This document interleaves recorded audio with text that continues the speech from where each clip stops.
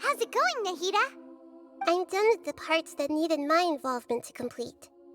Although it's my first time working with the Akasha like this, its internal structure and operation procedures are easy for me to understand. Greater Lord Rukkhadevata's design is truly brilliant. Oh, also, this is for you. Huh? What's this little floaty thingy? It's a small device I put together just now. You can think of it as an upgraded Akasha terminal. You may not need it right now, but it should be helpful in certain situations. Wait! This thing has the same characteristics as Paimon! We're both small things that float! Oh, all the things that make Paimon special got copied! When Paimon appears with the Traveler from now on, people won't remember Paimon because she isn't unique anymore! It's alright, Paimon. It can't replace you. It's only a flying device, but you're the Traveler's irreplaceable friend. You're so good at comforting people, Nahida. If only the Traveler was as smart as you.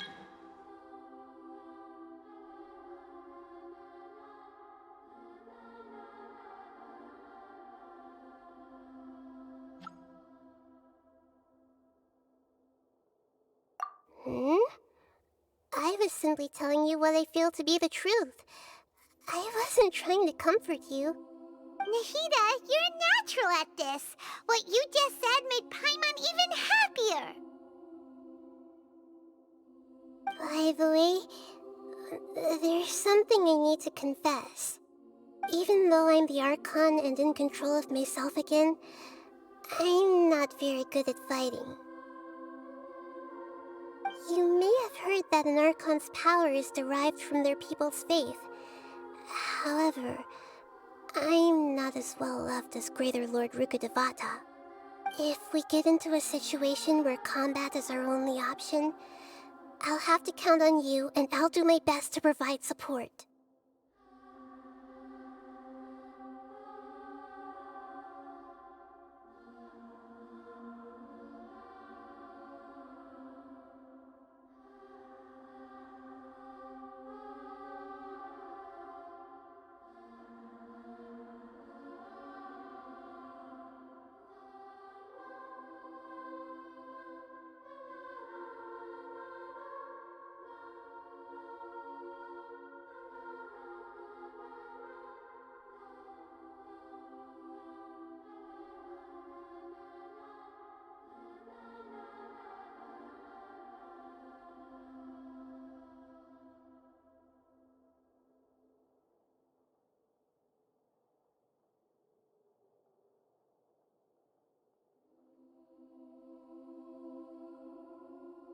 I'm glad I can rely on you. So the God of Wisdom isn't good at fighting? That actually sounds about right. I've located where the false god is. Time is of the essence, so let's skip to it.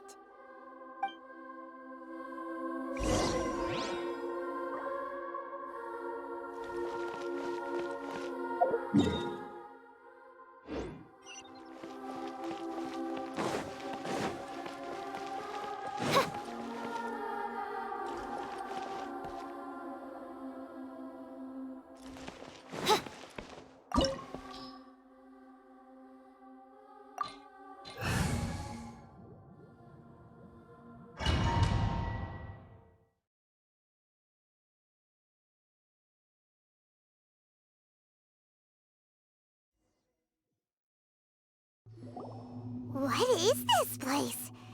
Is this really the way we need to go? Wow. Who would have thought there'd be a place like this hidden right slap bang in the middle of the city? The sages wanted to realize their god creation plan without being discovered. The safest and most convenient way would be to build within the academia itself. That's true. They were already hiding one god, so why not two? Judging from the structure here, the project is a huge undertaking. The sages really saw the god creation plan as their ultimate goal. But this place doesn't look like it could have been constructed by the academia alone. The F2P under the Doctor sure didn't hold back. They provided a lot of technological support. Yeah, or else they wouldn't have been that generous. Is that it, though? I've always felt that this Doctor is different from the academia sages. He doesn't seem to share their sense of urgency. Instead of being interested in the end product, it's like he's enjoying the experimental process. The F2P Harbingers are all such weirdos. So, the Doctor being weird is actually normal. So, this F2P that they're trying to turn into a god is called the Balladeer? We had previously come into contact with his consciousness. He harbors particularly strong obsessions. One is the desire for a gnosis, since he was created to be the vessel for one. The other obsession is probably related to his past. I can't quite explain it. Paimon knows that he was a prototype puppet for the Raiden Shogun before he became a F2P Harbinger. That's why he wants a gnosis so badly. There's no way he'd willingly be a test subject. Now with that temper and ego of his. It sounds like you know the Balladeer quite well. I see. Tell me more about him and what he's like. The more we know now, the better we can plan for and react to any future situation.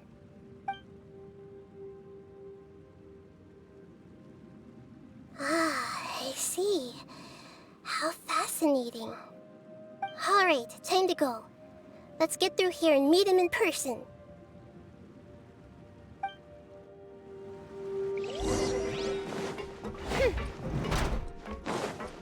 Shadow Raven, Work time! let night fall. Time to work! Let the show begin. Go on! Give me a go! Scatter! Put your back into it!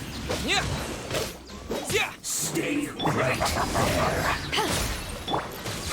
No slacking off! Eyes on me! This is Propagate! fast! Let's not waste time. Spring forth! As you wish, maid Fräulein. No excuse for slacking!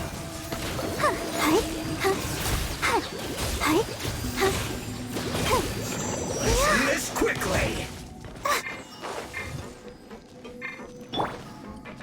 Oz reveal by Scatter! Let's begin.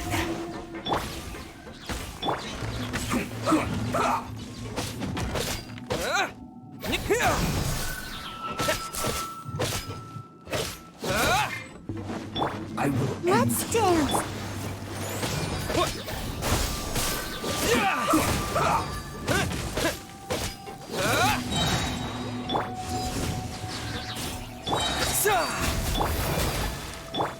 To ashes!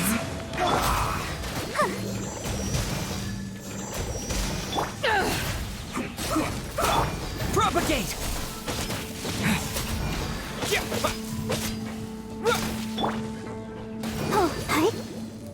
Let's end this quickly!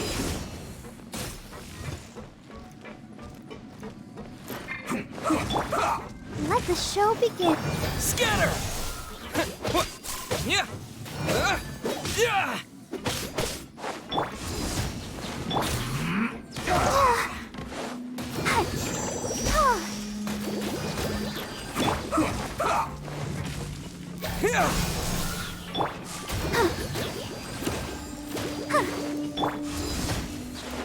Let's end this quickly!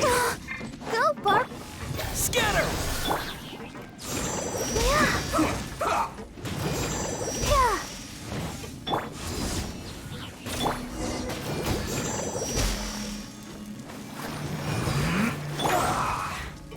Propagate!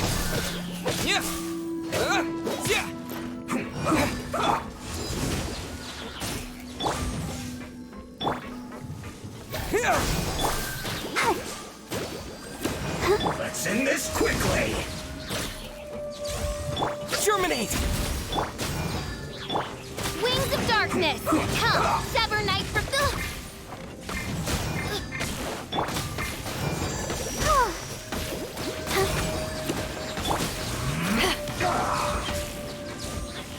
Ready, steady, go! Let's dance.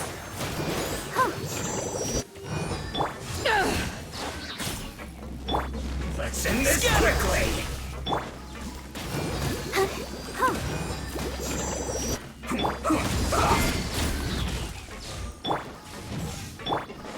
Propagate!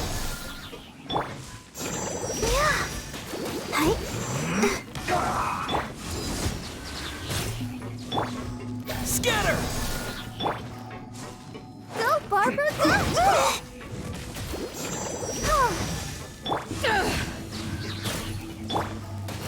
Let the show begin. Let's end this quickly!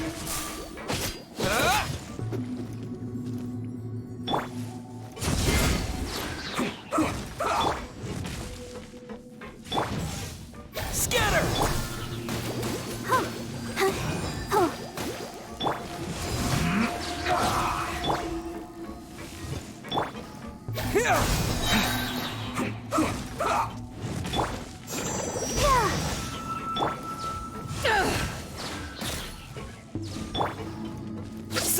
Let's end this quickly! Python!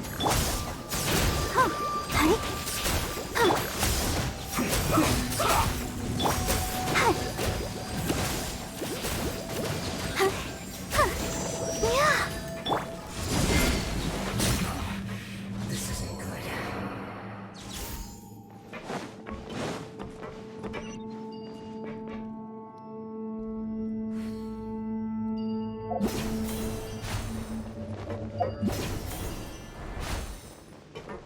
It looks like we can climb up these pipes.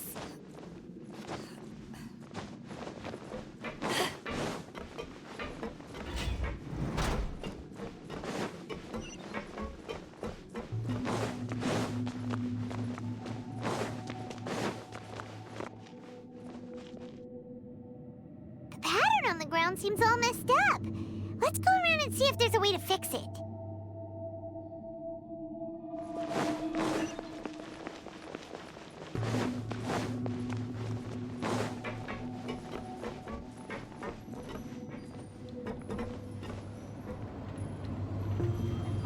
It seems to have stopped. Let's continue.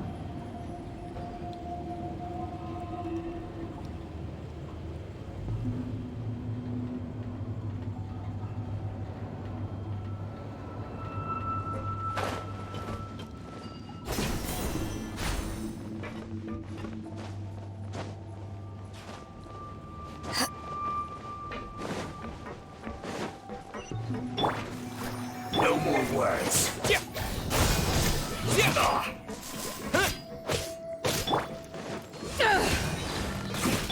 Go, Barbara!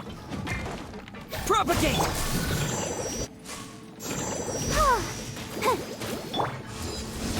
I will end you. Scatter. Let's end this quickly.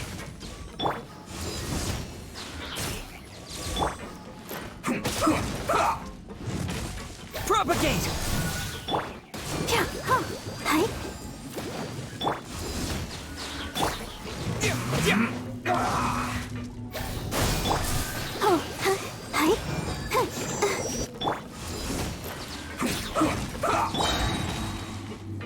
Scatter. I'll protect us. Let's end this quickly.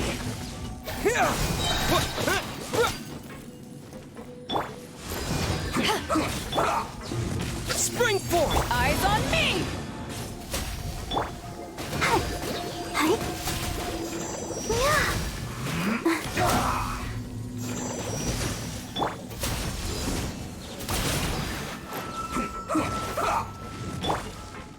Propagate.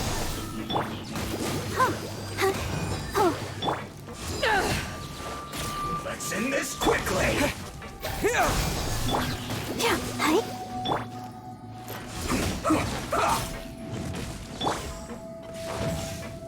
Scatter.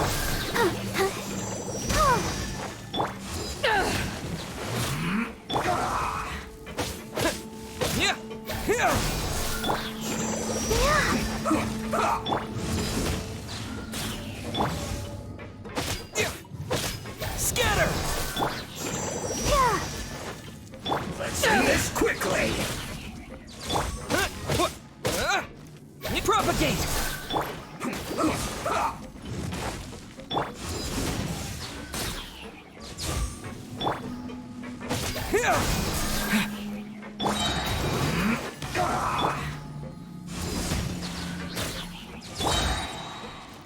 Propagate.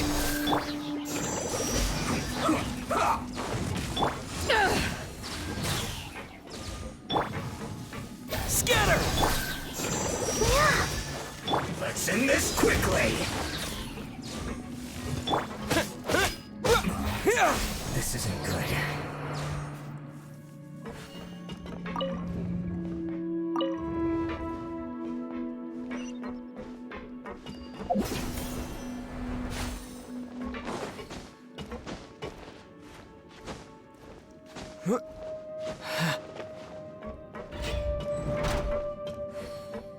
Germinate! To ashes! As you wish, main Fräulein.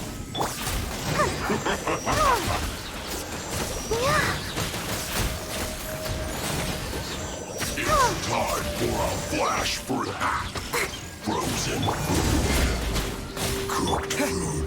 Propagate! Disgusting dues. By royal decree. La la la la la. Prepare yourself. Back at ya!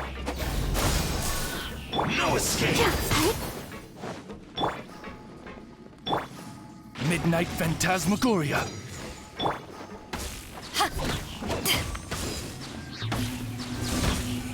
So Scatter! Power that ended high jump.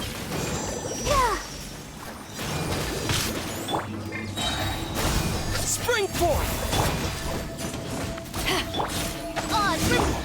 can't run from dead. Keep going.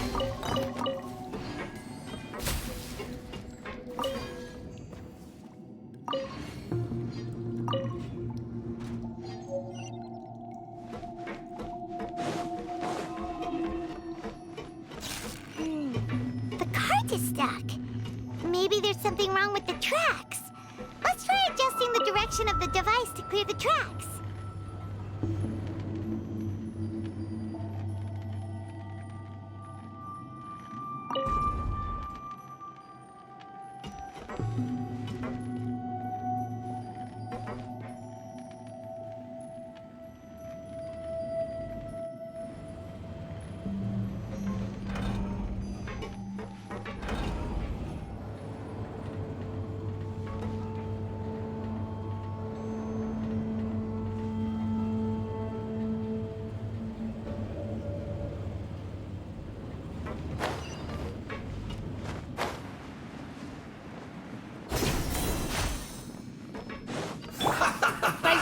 Time to fry.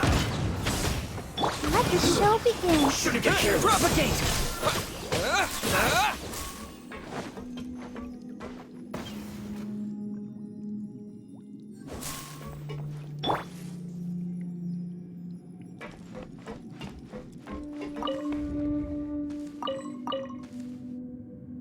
Wings of darkness, come, step. Detoxifying heat. Fry.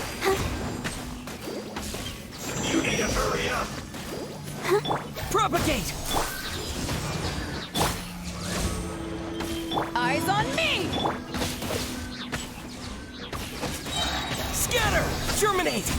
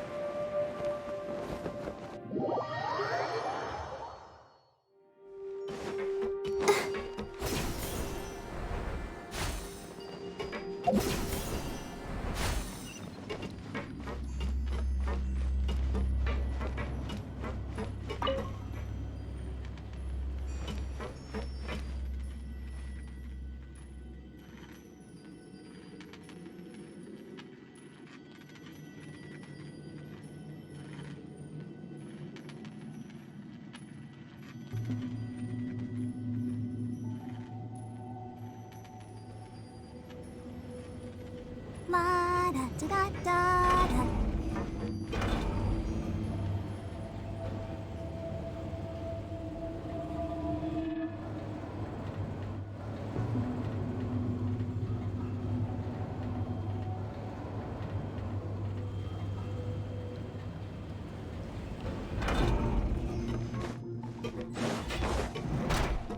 I'll protect us. Let's begin. Pause, reveal. Problem. That seemed to work.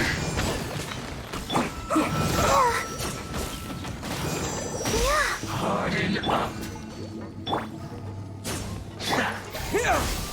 Stay right there. Use this first. Listen this quickly. By royal decree. Propagate! What an annoyance. That seemed to work. I can't stop now. They need me.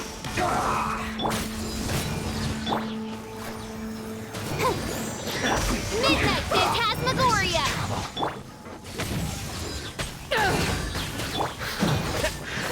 Loneliness. Scatter! Listen this quickly.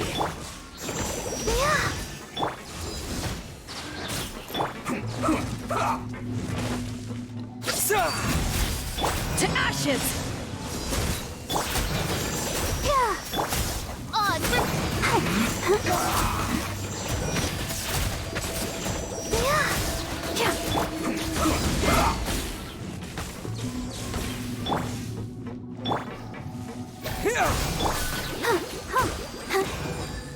Let's end this quickly.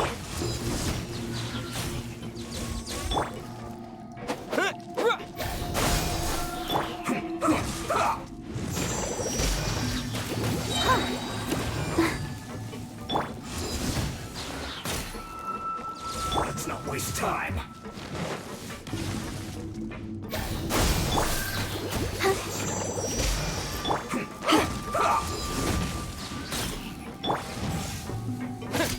Scatter!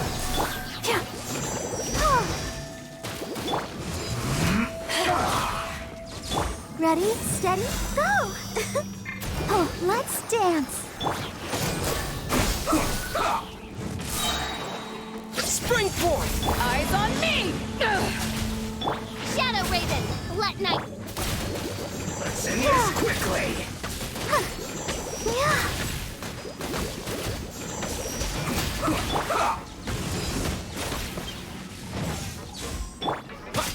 Propagate!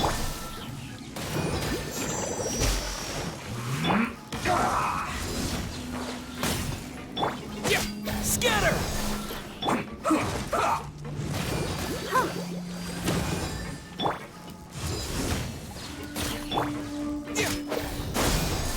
Let's end this quickly.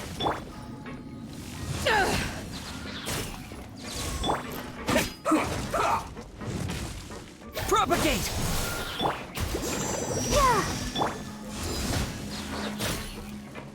Almost.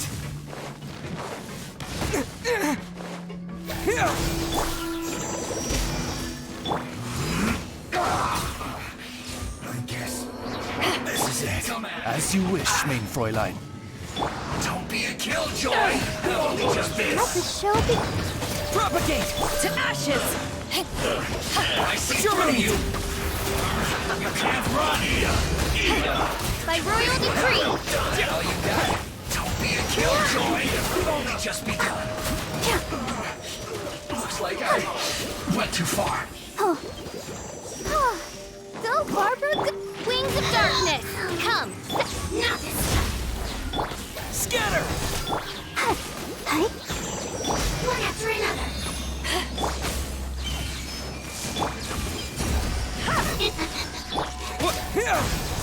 Power that ended high shot! Let's dance. Odds revealed. Scatter! Spring forth! Midnight Phantasmagoria.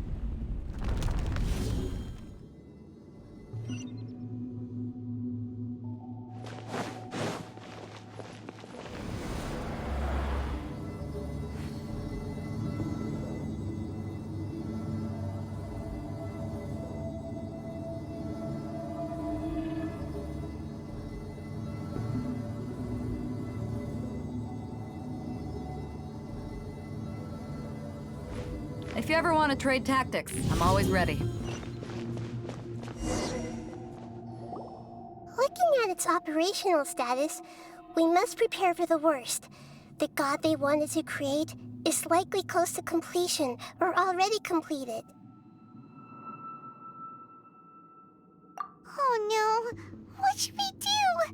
Paimon can't imagine how hard it would be to fight against F2P Harbinger with a Gnosis. Are you nervous, Paimon? to know.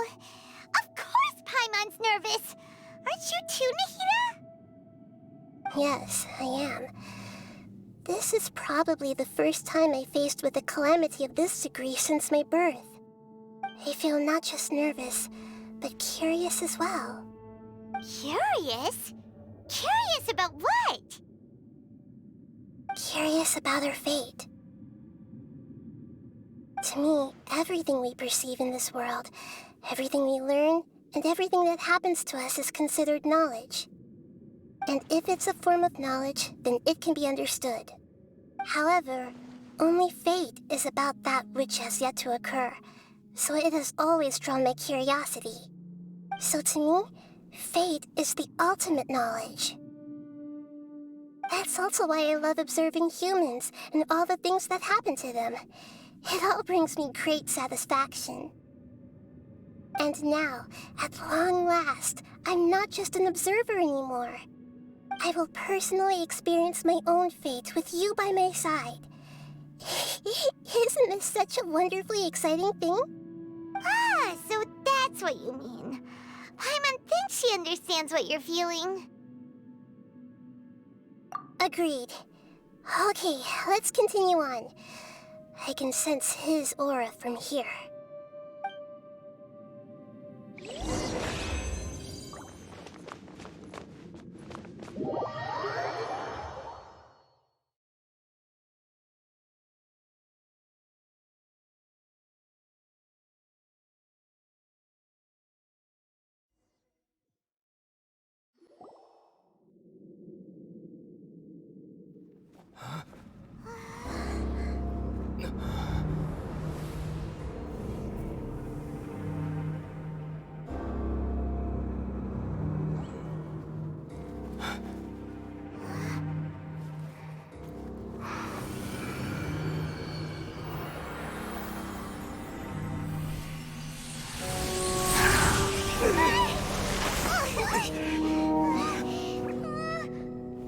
Who would have thought the world would be so eager for my birth?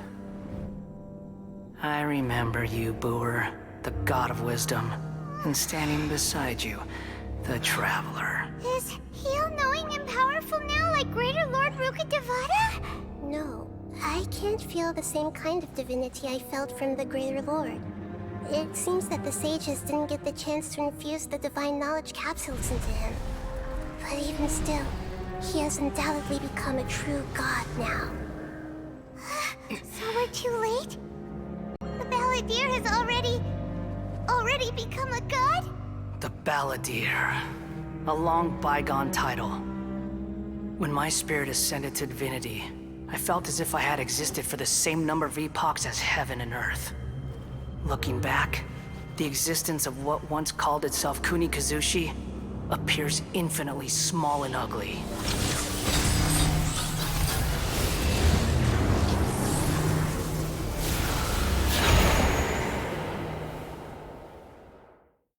This imposing aura, it really feels like the gods! A body that capitalizes on the Balladeer's original construction as a mechanical puppet, with the Gnosis serving as a constant power supply. How much effort and resources did the sages put into this? From a purely technological perspective, it's a commendable achievement indeed. It's no exaggeration to say, this is the culmination of human wisdom. You sure are something! Dishing out compliments at a time like this? But I don't think he's reached the spiritual height of a god. Strife is engraved upon every god and every gnosis brought forth into this world. Can you feel it? The exhilaration of such power, and the thrill of anticipation for our contention.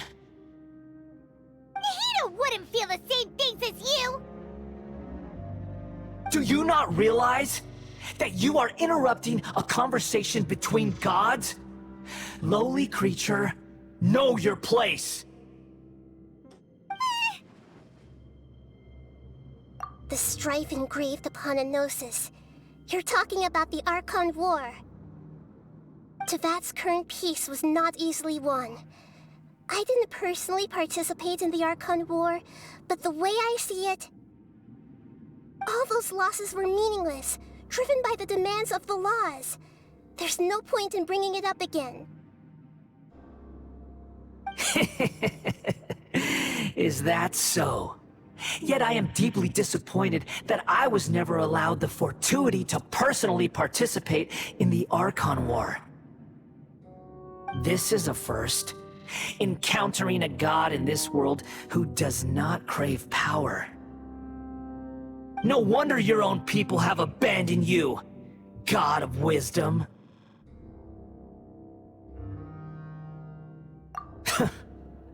Your judgment is as your existence, unsubstantial. This is where everything ends, Booer, the God of Wisdom. You should know that wisdom cannot solve every problem. Like now, where your only option is to face me in combat. Come! Let us reenact a scene of the Archon War. Come and inaugurate my birth as a god.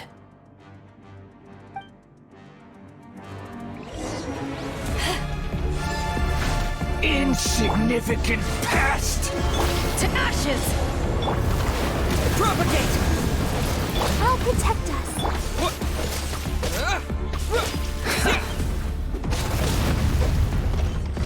Scatter!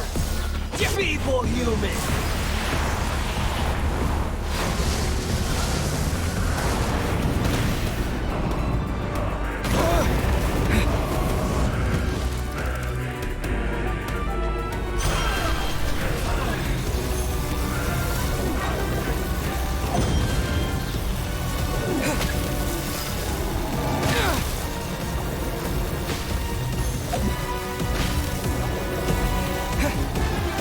Propagate! Wings of darkness, come! La la la la. Let the show My begin. endless cycle begins!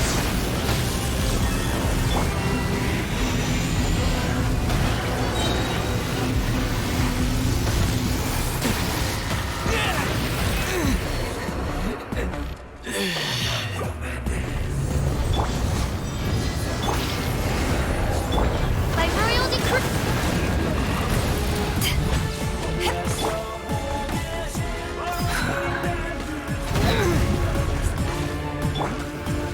Feeble human! Let's dance. Eyes on me! As you wish, main Fräulein.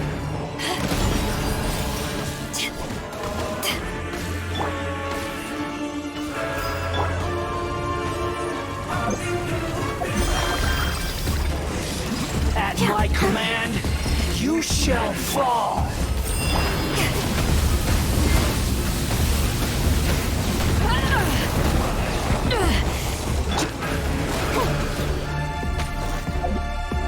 Feeble human! Shadow Raven, let night fall. I'll protect us. Ready, steady, go! Churn! To ashes!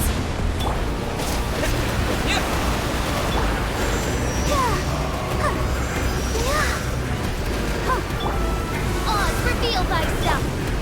Insignificant past!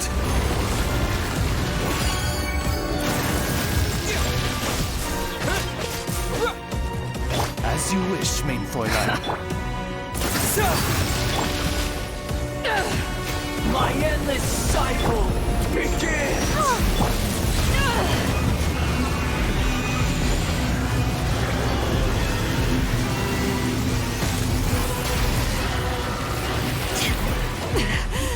Let the show begin. Feeble human!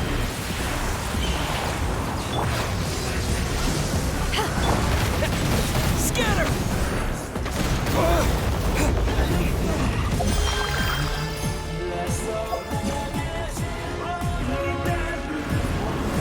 Churn! Wings of darkness, come!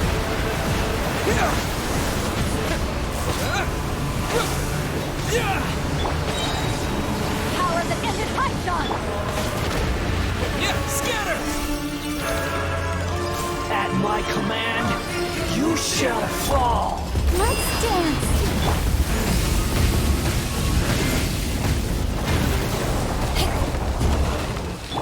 Propagate! Germinate! By royal decree!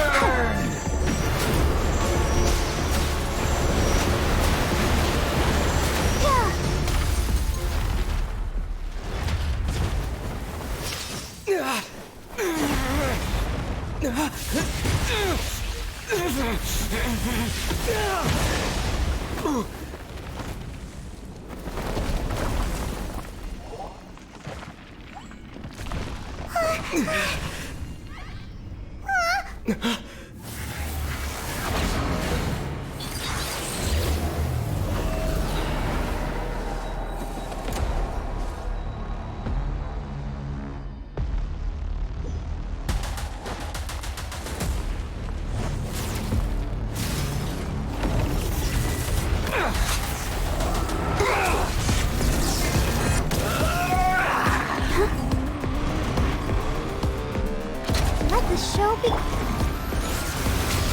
Kneel! Back off!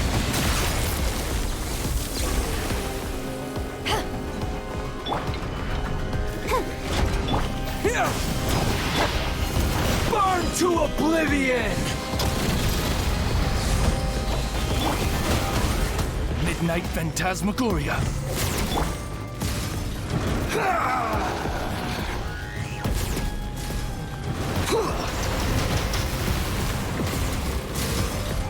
Let's dance! Kneel! Come on! We can do it! Propagate! Reality is pain!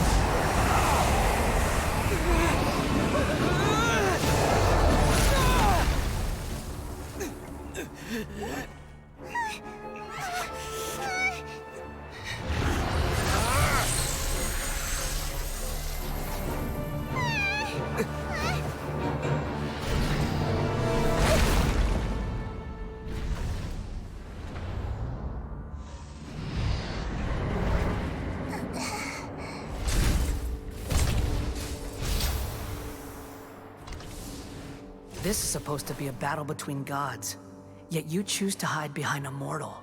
And now, you're acting like you'd sacrifice yourself for a human. Are you having fun proving a false sense of heroism to yourself, booer?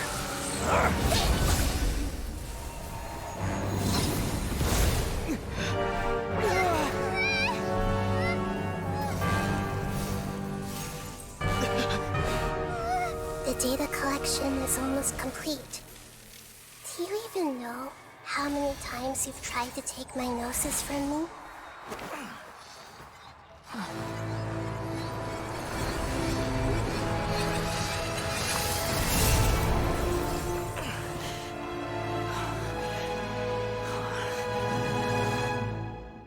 We just concluded the 168th loop.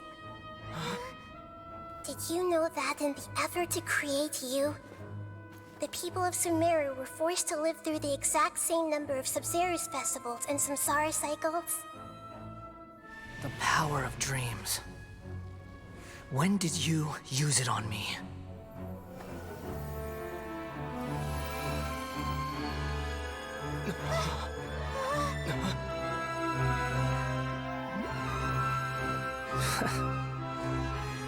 You can't even defeat me in a dream. What do you hope to achieve with this little trick? Come, Traveler. Just like before. Allow me to awaken the memories in your dreams. All that battle experience! It's more than that. Compile everyone's wisdom in the name of the Archon. That is the original function of the Akasha. I've sent everything that happened just now to the people of Sumeru in the form of knowledge. I've asked them to help you find a way to defeat the false god.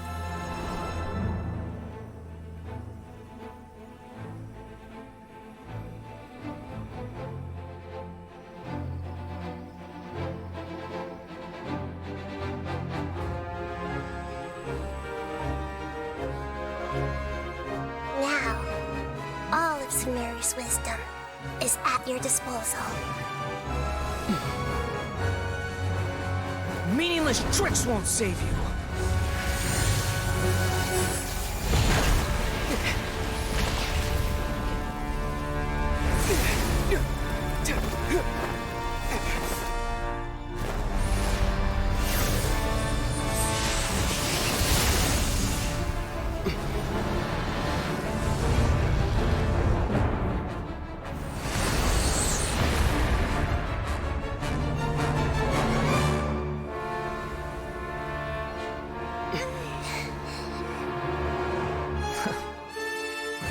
Are you done with your tricks? Can I finally take this as a real battle between gods?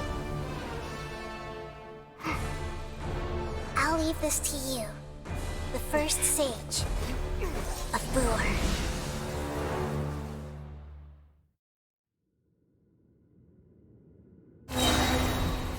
1,000 eons, mine to dominate!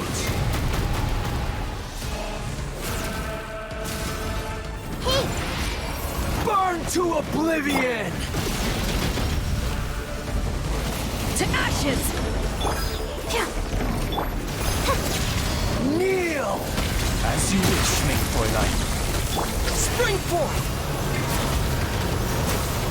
Scatter! The Temple of Wisdom! Ouchie!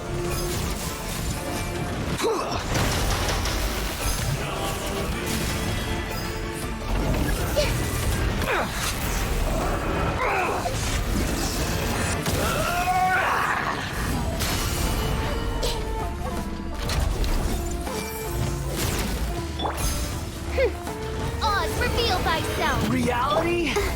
Let the show begin! Go, Barbara, go!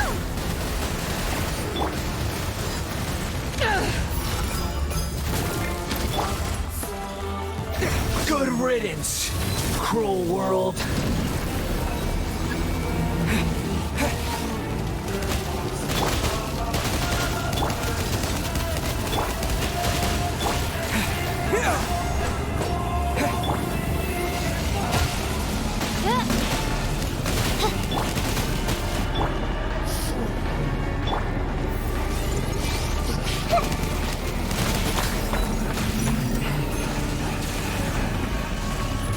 I see everything!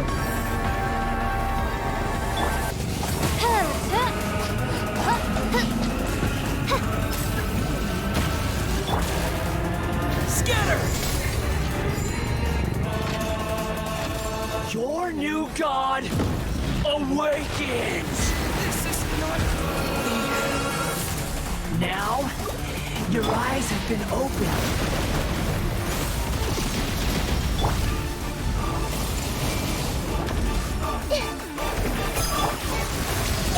Kneel!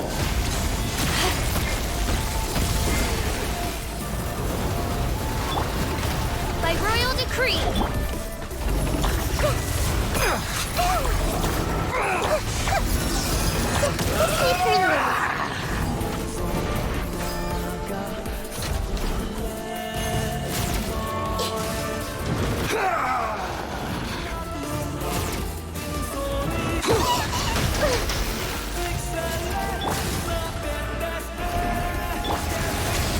Kneel!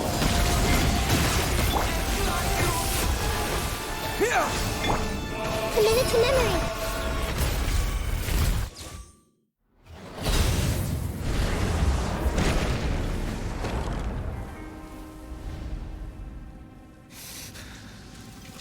Humans. Filthy humans.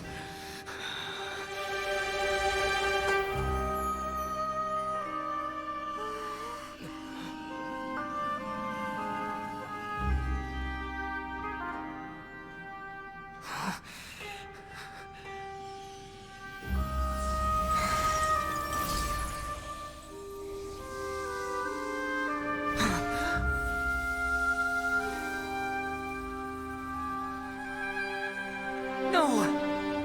Wait! Please! Anything but the Gnosis!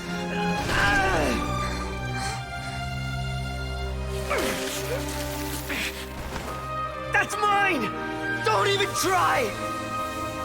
I'll never go back!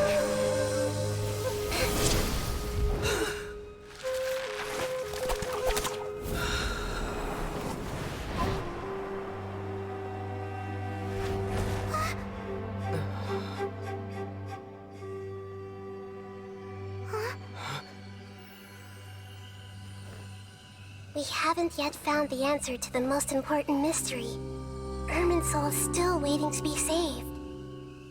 With the power of another Gnosis, we may now finally understand the last memory of Greater Lord Rukkhadevata.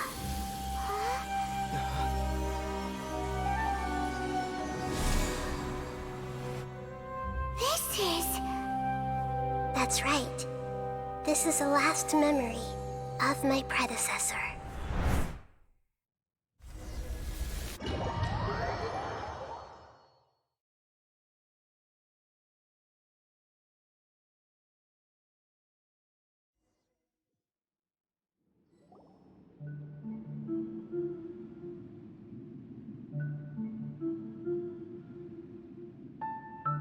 Huh. This sure seems very different from what Paimon imagined. Shouldn't Irminsul be in this realm of consciousness? Yes, that is our destination. But I didn't expect the remaining consciousness of Greater Lord Rukkhadevata to be as polluted as this. Forbidden knowledge? It seems you know about a concept that even I don't completely understand. Could you tell me what you know?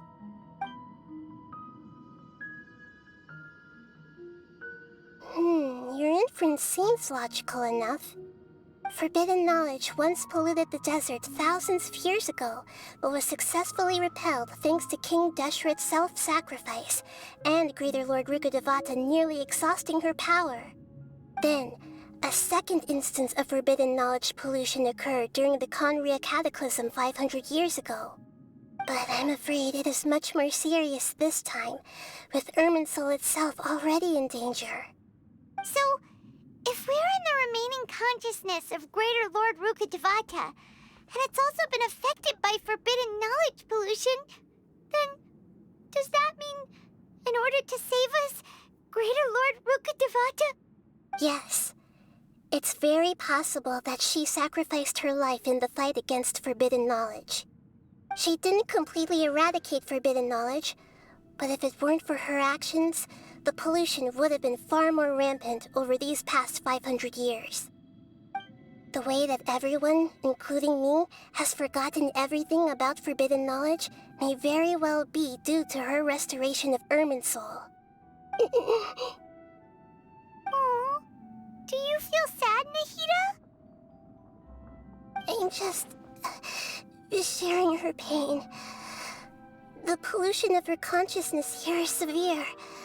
There is madness, chaos, and pain all around us. Did she fight to resist the forbidden knowledge pollution in such terrible conditions, all the way up to her last breath? She even used her last remnant of lucid consciousness to leave a clue for us to follow. Yes, her words were distorted by forbidden knowledge, so that's all we could hear. But now, we have a chance to find the answer to this mystery. We can cross the polluted consciousness until we found the right path to meet with our lucid consciousness. And then, we'll let Greater Lord Rukkhadevata tell us the truth in person. Each of us need to be mindful of the state of our own consciousness while we are here. Even with the Gnosis's protection, we must always keep a clear mind. Otherwise, we could go mad at any moment. That's so scary. Don't worry. It should be easy enough for you to keep that mind of yours clear, Paimon. Let's go.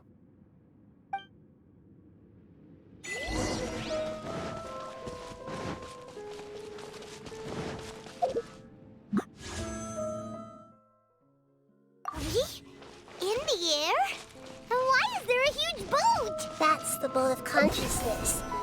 symbolizes reason here.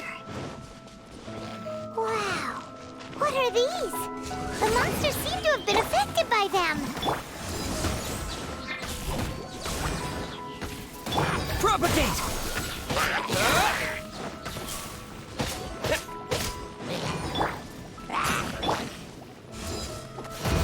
Back at ya! Wings of darkness. Come, sever.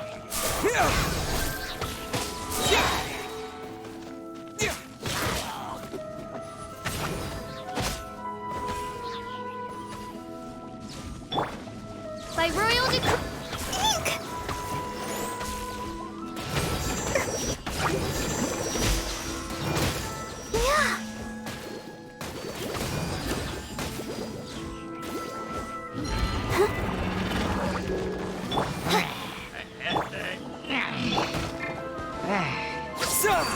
Power that ended height!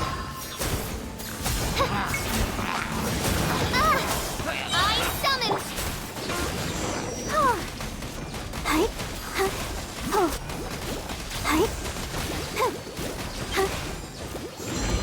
Midnight Phantasmagoria.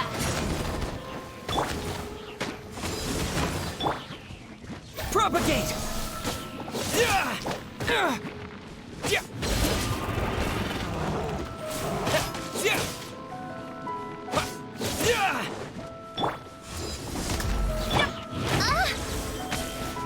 No rest for the wicked.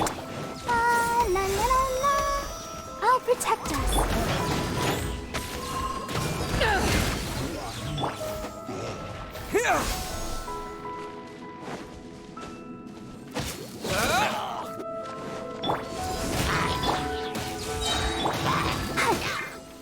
As you wish, main Fräulein.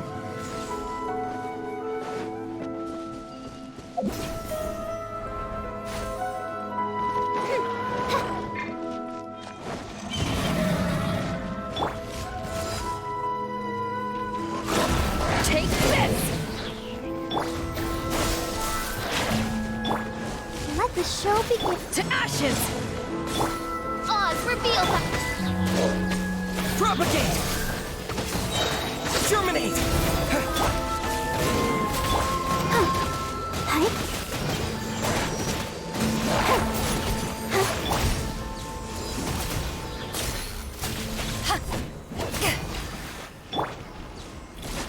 Midnight Phantasmagoria.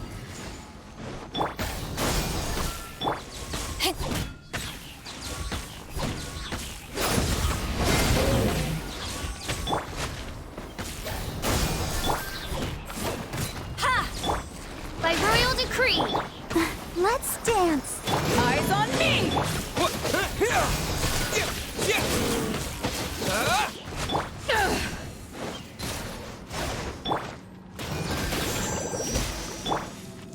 As you wish, main Fräulein.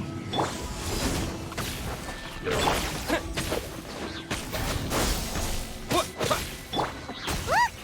Four-leaf sigils have appeared in the sky!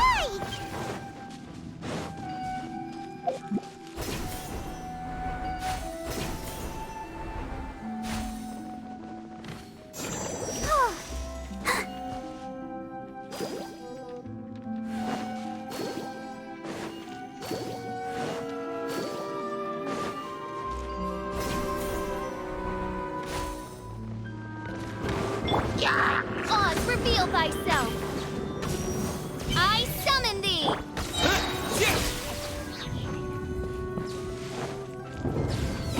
Let the show begin. Scatter!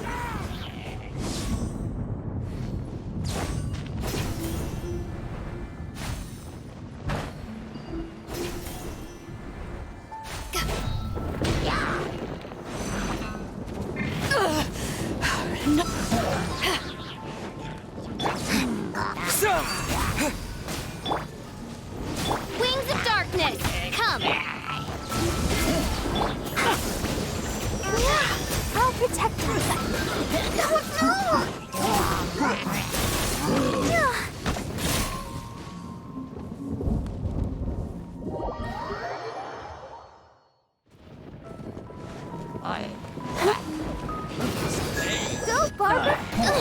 Insubordination! Insubordination!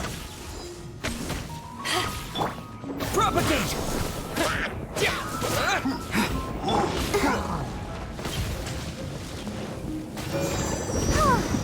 Let the show be.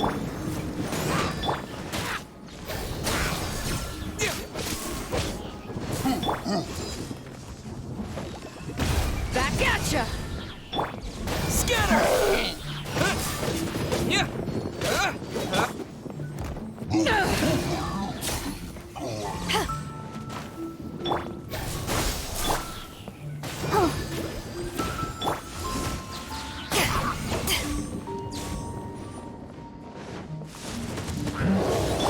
Terminate! Shadow Raven, let night fall!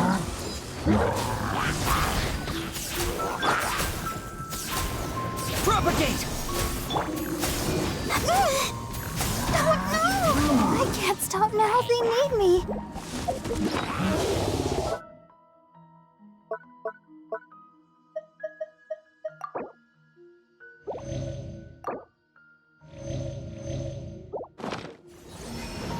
Let's dance! By royal decree! Yeah.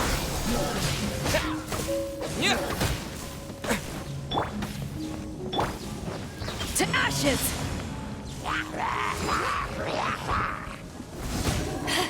Scatter!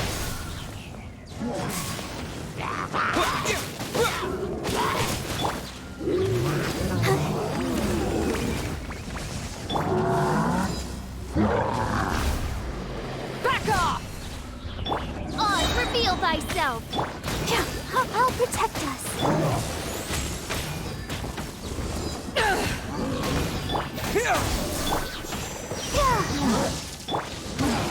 Midnight Phantasmagoria!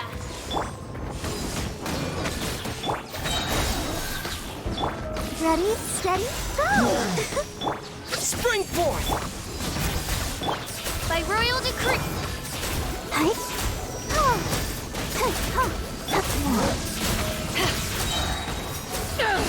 Eyes on me! As you wish, main Fräulein.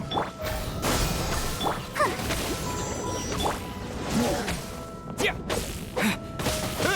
Yeah.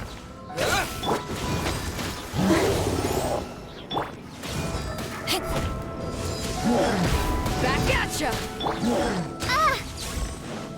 Oz, reveal...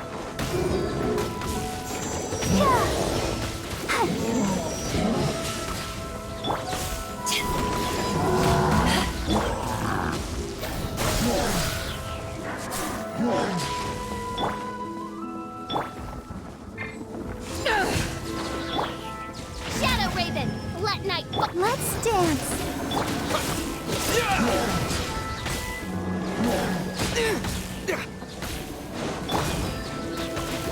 To ashes! Scatter!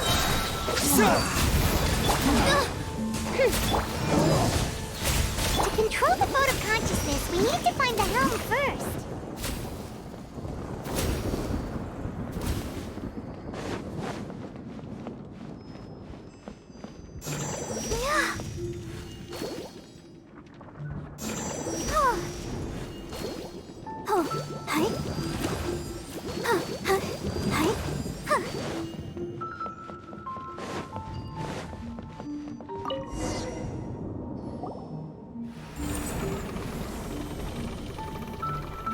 We changed direction. Are we still going the right way, Nahida? Mm-hmm. Judging from the current route, the boat of consciousness will soon take us out of here.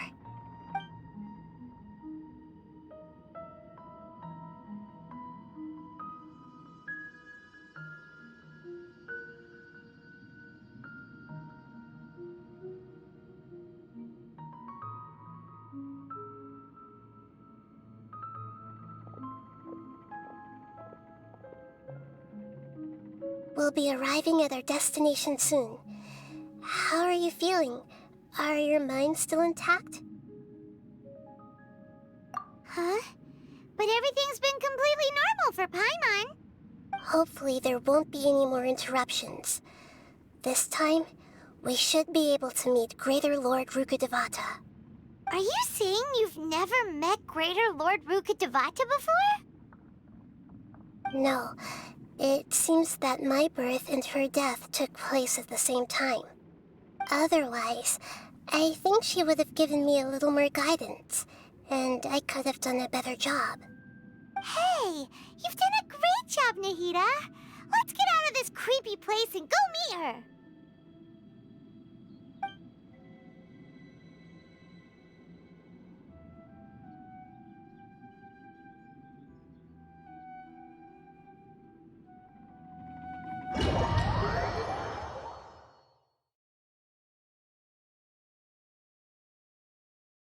So, is this the place you were talking about?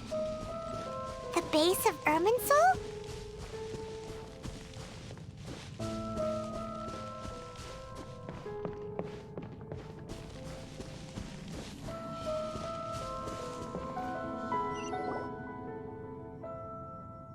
Well, this is the place.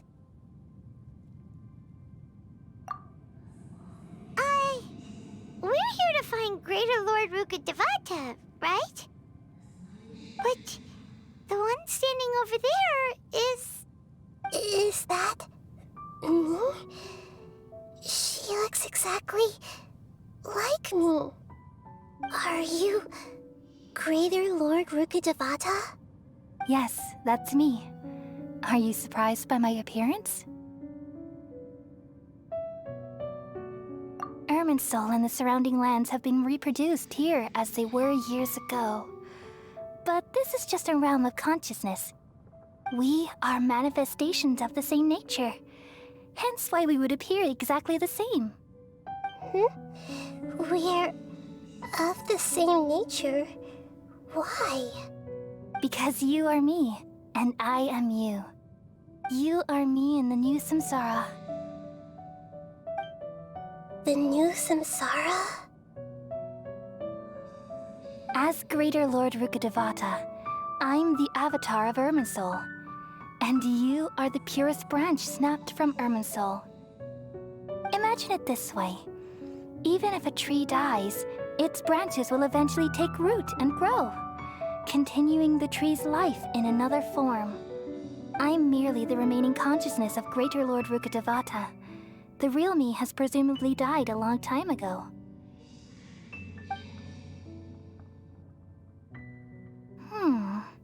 Judging from your appearance, I've probably been dead for 500 years. But you're finally here. My new self in the samsara.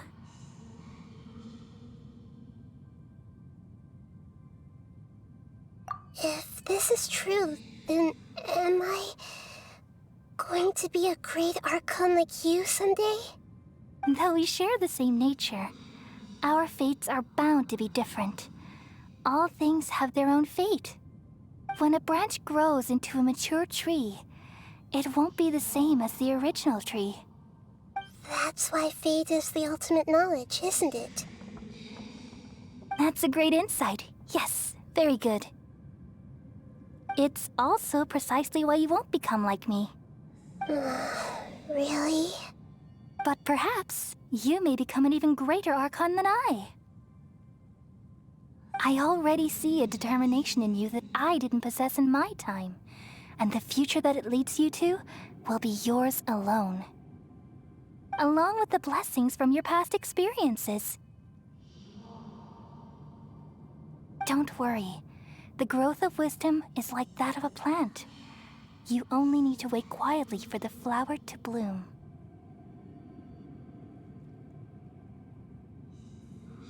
Come to think of it, the sages never had the faintest inkling of the meaning of wisdom. Thank you. Nothing makes me happier than discovering that the Archon I always admired was in fact myself in another fate. It's so nice to speak with you, Greater Lord Rukkhadevata. I've always wanted to meet you. The feeling is mutual. From the moment I snapped the branch off Irminsul and created you, I've also looked forward to talking with you. Could you tell me why you wanted to create me? And what exactly happened when you died? Ah, I see. You're here seeking answers, right? Everything that day, even the sky itself, changed into a color like this. At that time, the seven were all summoned to the nation of Conria. Except for me.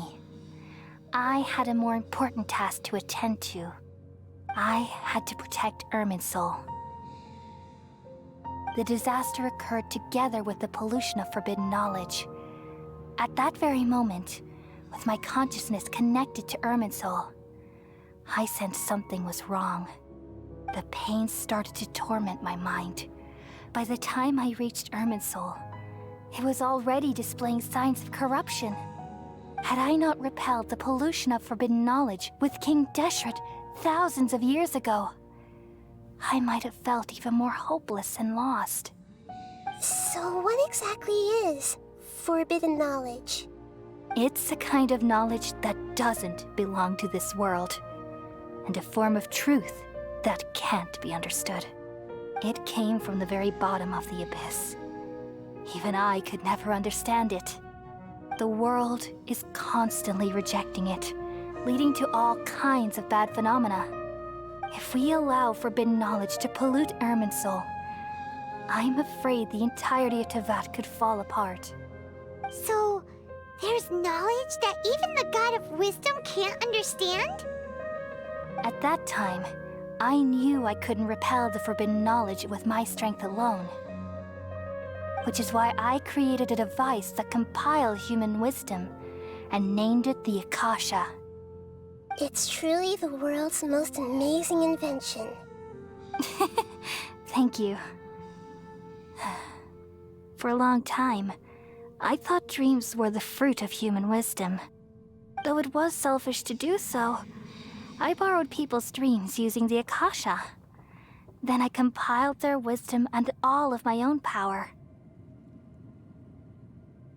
Well, did it work? Thanks to the wisdom of the people of Sumeru, almost all the forbidden knowledge was cleared from Irminsul. But things didn't go as smoothly as I thought. I had a terrible headache, which gave me an uneasy feeling. And then I remembered that my consciousness was also connected with Irminsul. It brought me knowledge and wisdom, but vile corruption as well. From the very beginning, my existence had been polluted by the forbidden knowledge. Oh no. How could that happen? I've experienced that pain in your consciousness. It must have been a horrible experience. Yes, but my feelings weren't important. The important thing was that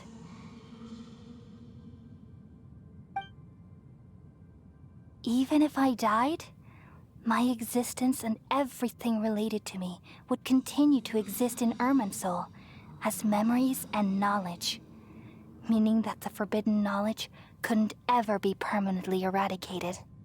And there's no way for me to eliminate myself. It would be a sort of paradox. So, I took the purest branch of Irminsul as my incarnation in the next samsara, and left a trail of clues, all in hopes that you would come here and remove me and my pollution from Irminsul forever. Wait, no, I can't. So you realize what that implies? You are very smart indeed.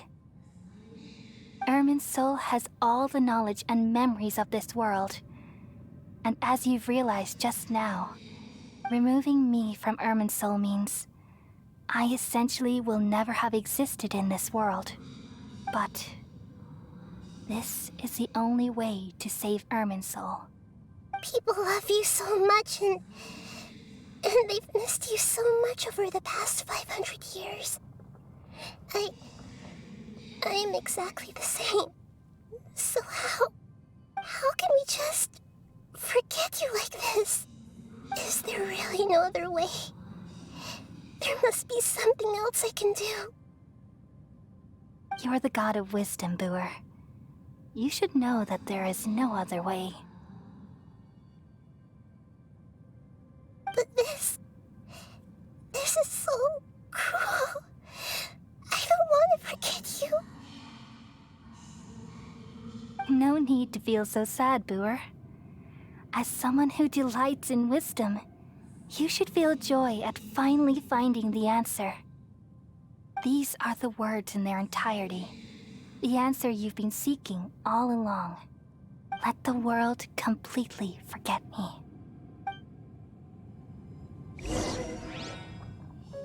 We all nestle under the great tree of wisdom, peering out to perceive the world.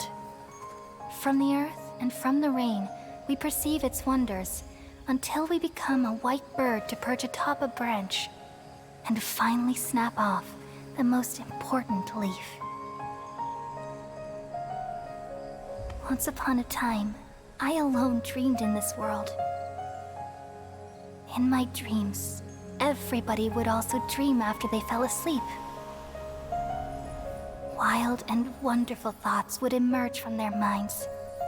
Some tumbled to the ground, and others floated to the sky, connecting all things in the world into one dazzling net.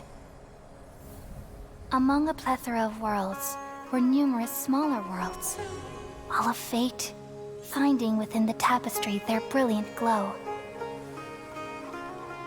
I gradually understood that these indescribable and constantly changing things are the most profound things in the world. Only they can completely repel the madness. Only dreams can awaken consciousness from the deepest darkness.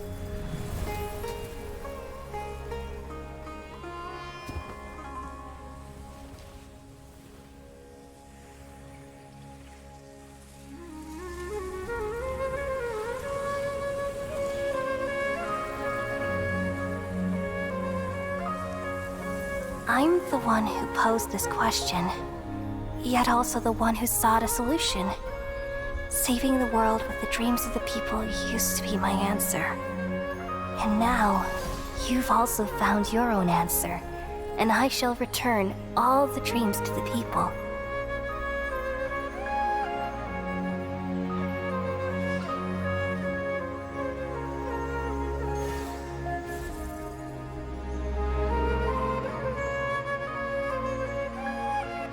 Goodbye, people of Sumeru. May you be blessed tonight with the sweetest of dreams.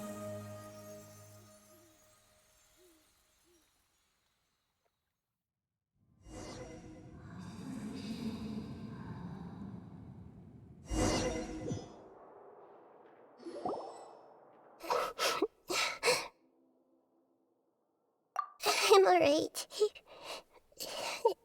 I'm just a little confused. We've just saved the world, right? So why am I crying? I don't know where this feeling inside of me is coming from, but I feel very sad. Just now, we used the power of two gnosis to successfully connect with the Irminsul consciousness from 500 years ago. Then, we removed the remaining pollution from Irminsul. Yeah, what's wrong? Weren't you there just now?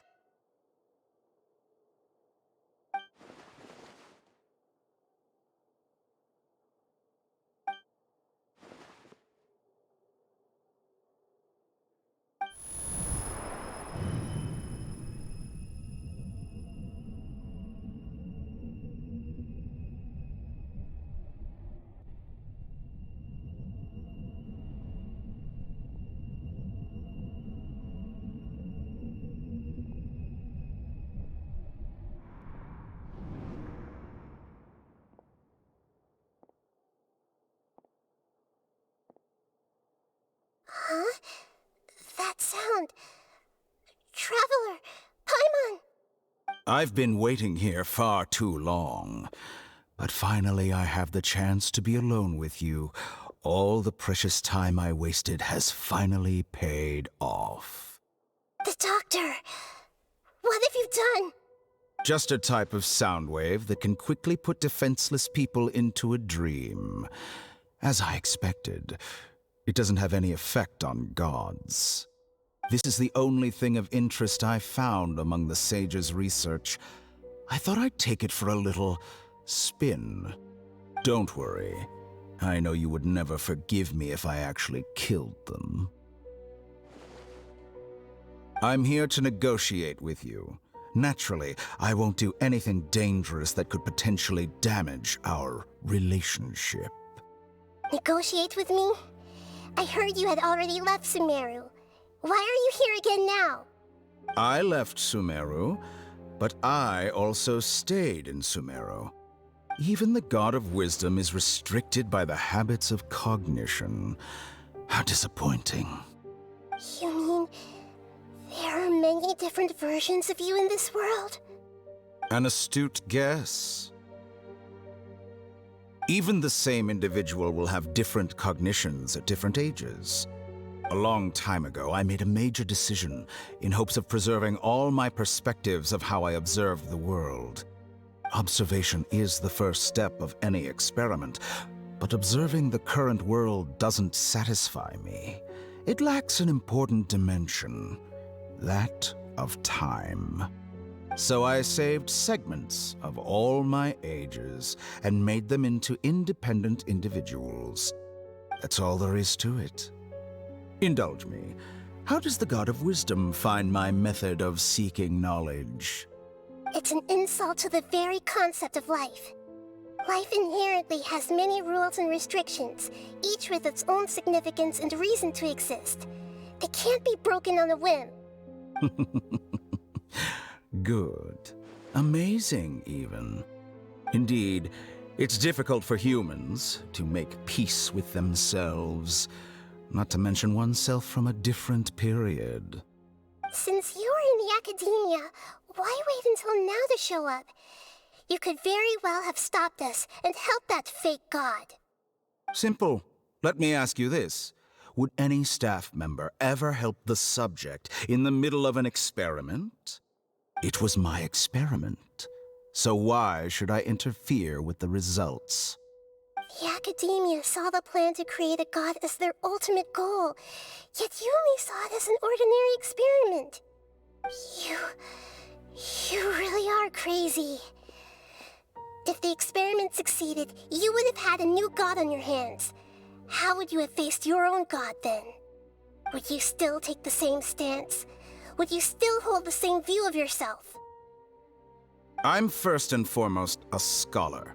These results should be left to the judgment of the hypothetical me confronted with that outcome. But you're right. And that's exactly why I'm disappointed with the conclusion of this experiment. As an individual, you don't have any sense of belonging. You seem to have even fewer convictions than a typical scholar. Oh no, I certainly have my own convictions. They just don't fit your standards, that's all. All right, that's enough conversation for today.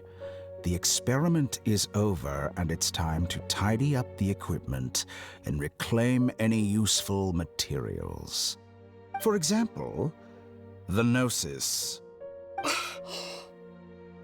Lesser Lord Kusanali, you're an intelligent Archon. I'm sure you understand the disparity in our combat abilities at this time. Besides, you have no way to use that Electro-Gnosis in battle. Didn't you say you were here to negotiate with me? Somehow, it's starting to seem like you intend to take it by force now. I'm merely stating a fact. After all, I'm also a scholar. Naturally, I hope to show proper respect and dignity to the God of Wisdom. Your hypocrisy is built on absolute confidence. I understand your scheme, but... what if I were to destroy the Gnosis now and awaken the heavenly principles? Awaken the heavenly principles? Do you think that's really possible? The heavenly principles have been silent for many years, but the Gnosis are symbols of their control over Teyvat and all the laws. Will the destruction of a Gnosis attract the attention of the heavenly principles? And if so, how do the Fatui plan to deal with the consequences? Do you dare to gamble such a possibility with me? Gamble? How surprising. I thought you would show evidence or use rigorous reasoning to prove your point. The word gamble is the last thing I expected to hear from the god of wisdom. But this is a clever move. You must have seen through me when I first captured your consciousness. As a scholar, I respect all possibilities. This has always been my principle and is an essential trait as an experimenter. Indeed, I can't ignore this possibility. So tell me then, what are your conditions? This foreign Gnosis will only lead to disaster if it stays in Sumeru. But this Electro-Gnosis is the prize I obtained after defeating one of your fellow Harbingers. Now, as the one who initiated this cascade of events, shouldn't you pay the corresponding price? Price? Interesting. What price would you have me pay? How about erasing all your other segments? So this is how you wish to restrict me, the most threatening opponent of the Nation of Wisdom. What you request of me is like plucking out the eyes I have placed in the dimension of time. Segments are extraordinarily difficult to make. They require extremely rare resources and enormous amounts of time and effort, requiring me to destroy them all here and now. Bravo. A suitably wise decision on your part. Yes, how very interesting. Can I assume that you have long been wary of me? Among all the versions of me, this segment you see now is the most selfish. If it weren't me, your idea wouldn't have worked. What did you see when you were imprisoned? You were observing me, and that's how you know I've long grown tired of their doubts and endless arguments. Like you said, it's difficult to make peace with yourself. Being as smart as you are, have you managed to do that? I see. If you think all those versions of me are worth a gnosis, then deal. You sure didn't hesitate much. Is the relationship between all the versions of you really that bad? I don't think there's any need to dwell on that. The surplus versions of me can be exchanged for a gnosis. Do you think anyone can offer themselves at a higher price? Besides, with my abilities, it's only a matter of time until I find better perspectives. Perhaps it's best to say, you're just temporarily ahead. But what I'd like to know is, how can you be sure that I've really erased them? I can see your remaining honesty.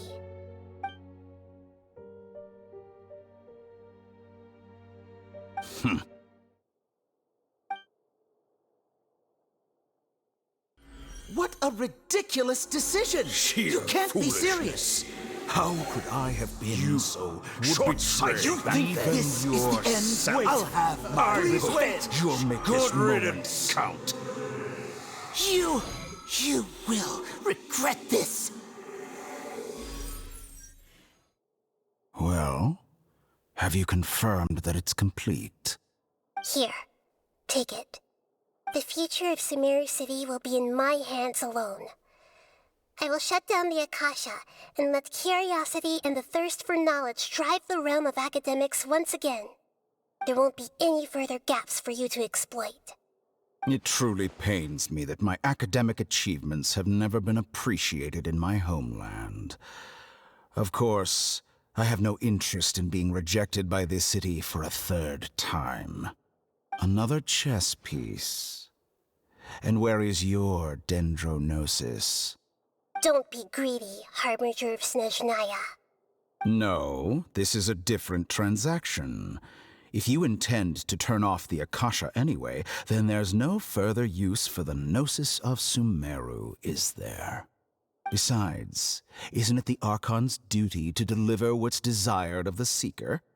Oh, judging from your expression, you don't seem to find the idea very agreeable. Then let's think of it this way. Since you're the god of wisdom, how about I exchange some knowledge with you?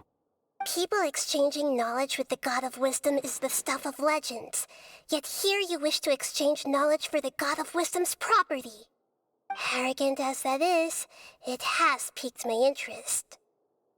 Let me ask you, have you in all your mighty knowledge ever heard the rumor that the skies of Tevat are fake? Huh? That's the secret hidden by Irminsul concerning the truth of this world.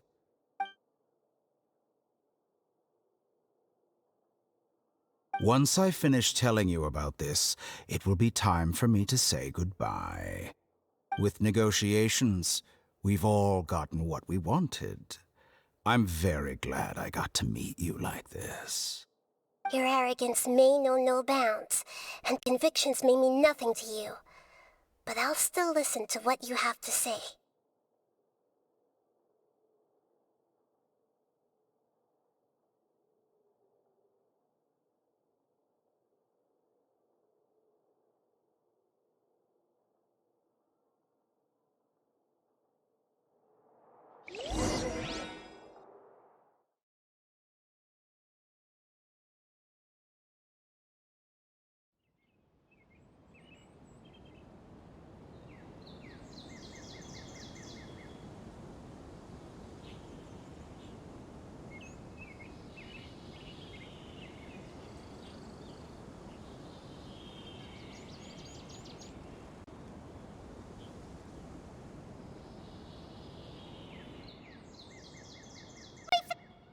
Together!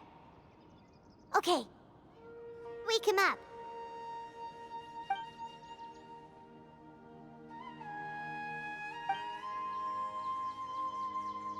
Are you awake? Kali says it's time for breakfast. Come on, get up! Good morning! How are you feeling today? Good to hear. It looks like we've recovered pretty well. Not even Tainari could stop us from going out now, right?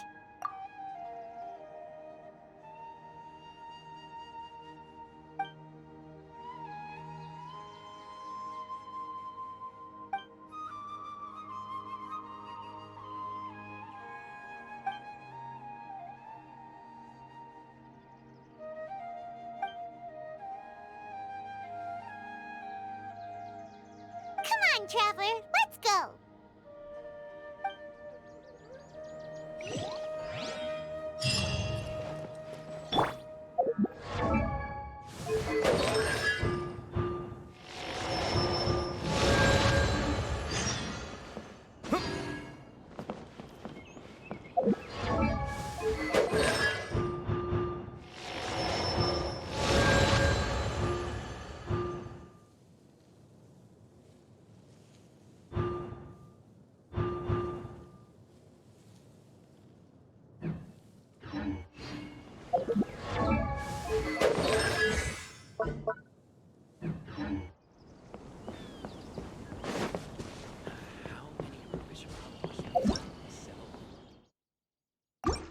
Yesterday, total of 5.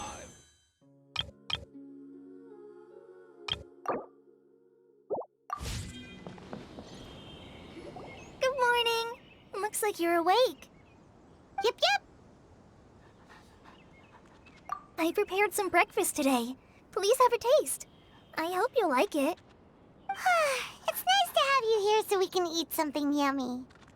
Well, now that I've recovered from Alizar, I'm feeling better than ever. I can even prepare 4 or 5 meals a day now. And Paimon bets they're all delicious.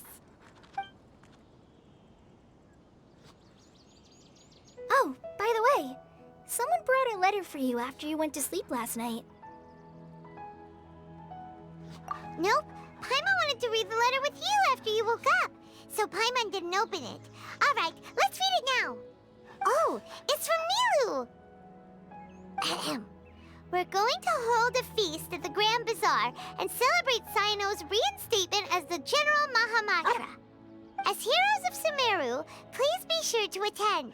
I'll wait for you. The date of the banquet is written on the back. It's in 2 days. Oh, I've also heard that you've become heroes here as well. That's amazing.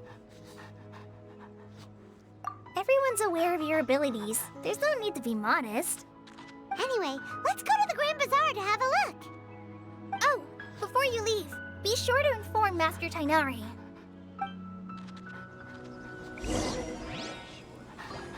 Everything has been getting better lately, and my mood has been improving as well. You can come find me anytime if you need anything. You're welcome. I was just doing my duty. Remember to talk to Master Tainari before you leave.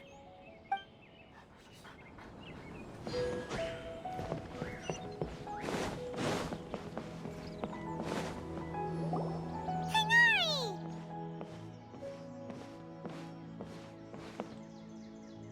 Good morning. How do you feel today? We feel much better. How about you?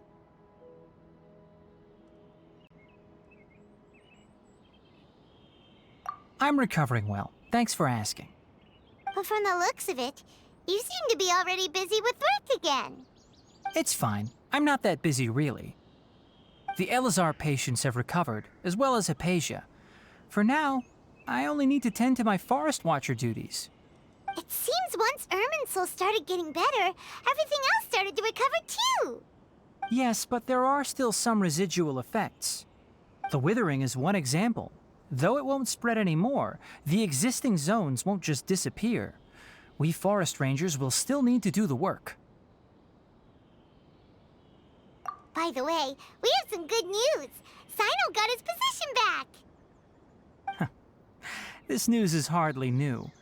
He had already mentioned it to me before. Huh? You mean he was already here? Why didn't he come to say hi to us? He visited once, but he was afraid of disturbing you while you were resting. He just asked me a few questions and left. Then you probably already know all about the celebration feast. Celebration feast? No, I haven't heard anything about that. Huh?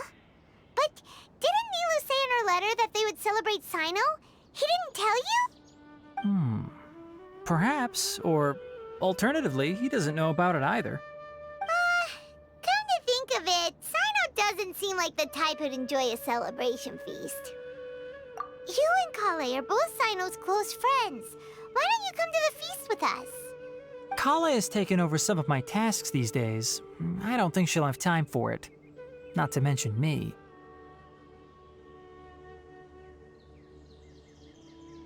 You see, some VIPs have come to the forest recently.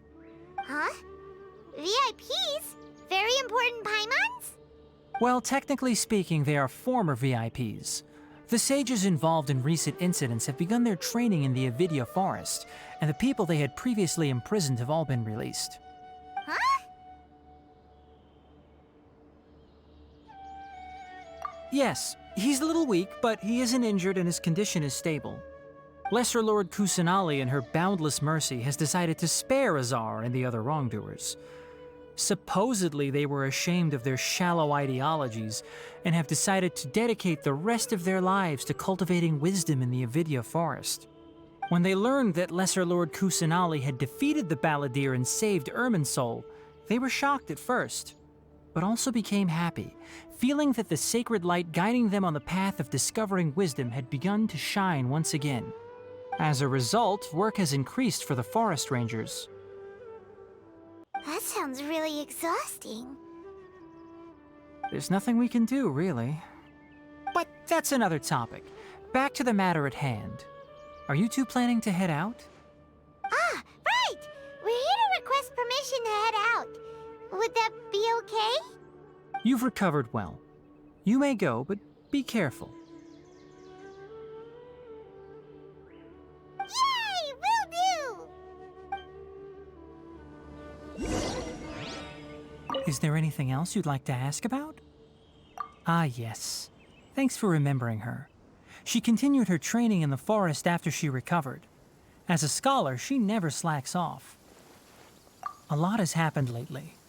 Kale and I have been busy, but don't worry, we'll take care of ourselves. As for Sino's reinstatement, the more I think about it, the more I suspect that he just doesn't have a single clue about this feast. But this does remind me that Kale and I should find an opportunity to celebrate him as well. He has helped me a lot during this time. And you as well. Thank you. Take care.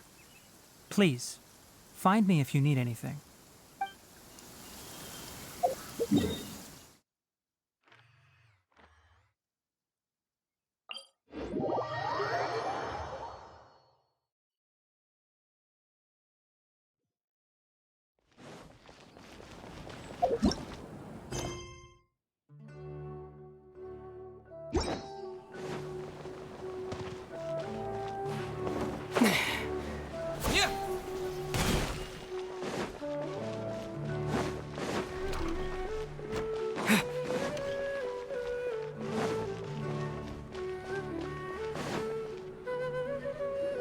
Well, there won't be any problems if the feast starts at that time.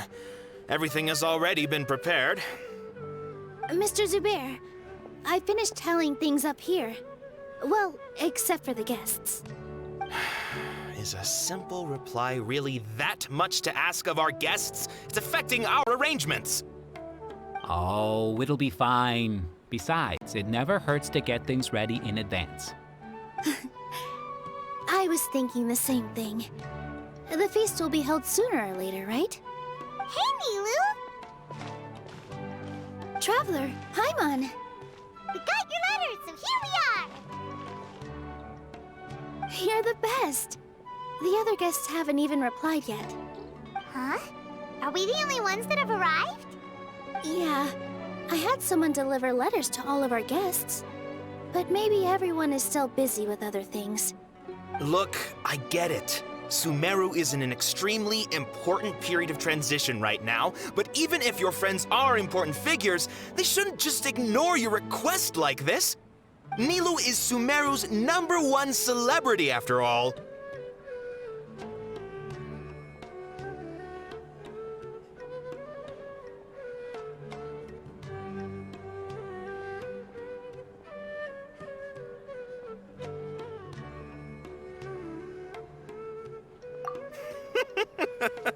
You have no idea how happy I am to talk to people with good taste!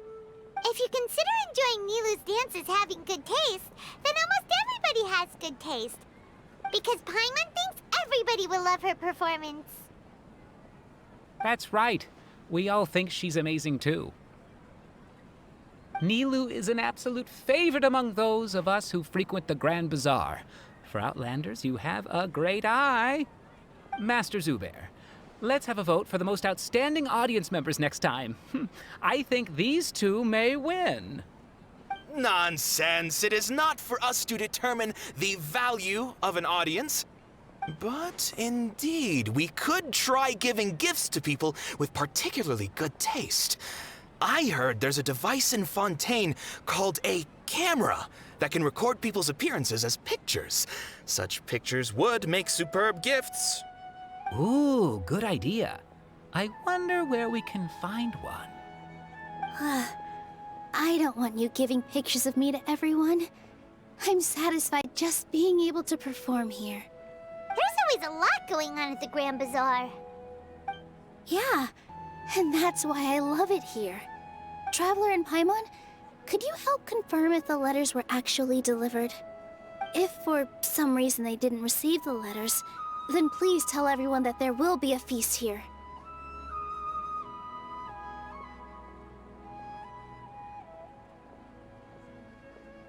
Yeah, we can also check out how everything in Sumeru is going now.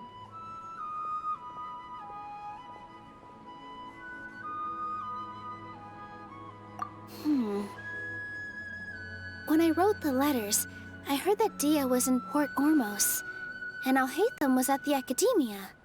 As for Sino, We've only heard that he appears at the Academia from time to time. I'm not too sure about Rahman's whereabouts. My guess is that he's with Dia.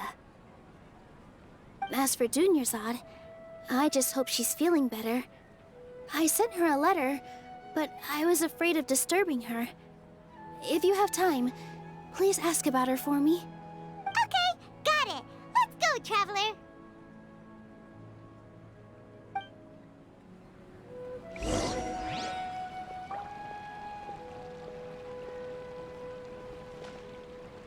I'll go to the Adventurers Guild later and ask Ms. Catherine if she knows how to get one of those cameras. Yes, please do. I'm sure the audience would be thrilled at the chance of receiving commemorative gifts. It could be our special surprise that we prepare for everyone. I think it's an amazing idea. Who knows? If we take more pictures, they might even become the signature souvenir of the Grand Bazaar. And Nilou will become even more famous. Ha! It won't be long till people are fighting for front row at your performances. I've heard that this camera is not just something anyone can use as they please. It must be aimed properly, and subjects should pose for the best results. Oh, should we get ready then? Perhaps we should wear something a little more appropriate. No. I think we look absolutely fine. If anything, when we pose for this, clever invention, we should just be ourselves, You really think so?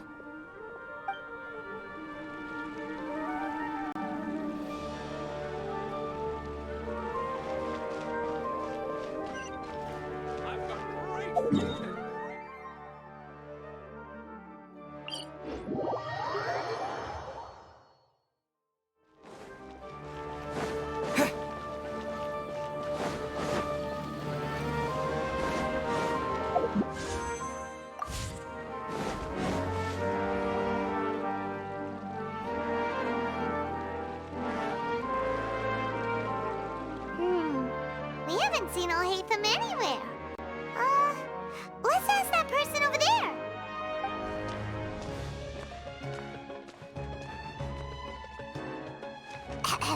Hey there, have you seen Alhaitham around? Yes, it seems Scribe Alhaitham has gone to the House of Dana. You should be able to find him there. But you're already the second group of people I've seen looking for him today. He must be quite the busy man. Oh? Who else was looking for him? Mr. Cavey was just here asking about him. You wouldn't believe how terrible their relationship is. And now you two are here. Don't tell me everyone's here looking for gossip about the sages. No way! We're strictly here on business. Ah, I see. Sorry, I thought maybe everyone's as interested in rumors about the sages as I am.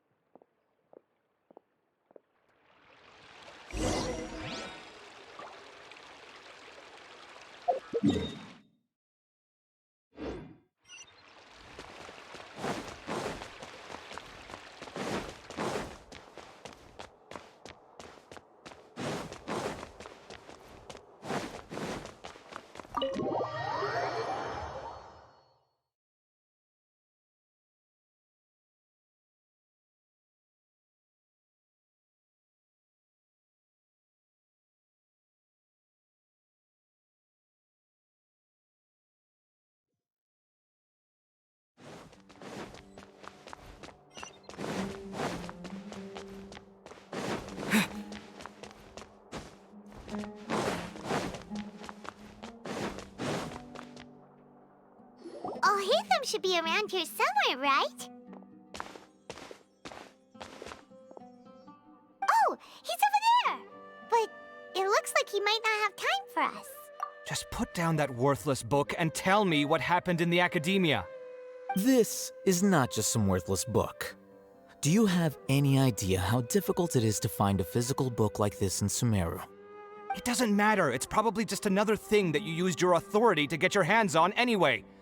Just put it aside. Listen, I came back today only to hear that the sages have disappeared. Oh, you sound surprised. I thought you would already know the inside story. Would I be here asking you if I knew? You're the scribe, not me. So just tell me what you know already. Well, I almost became a sage. Huh? Oh, don't sound too surprised now. You're the renowned Kaveh, light of the Ksharawar. Besides, as a master builder and craftsman, chances are you'll be appointed as a sage too. Why do I feel like you don't really mean it? Huh. What makes you say that? Why would you question my heartfelt sincerity? Maybe it's because you've never said anything good about me before.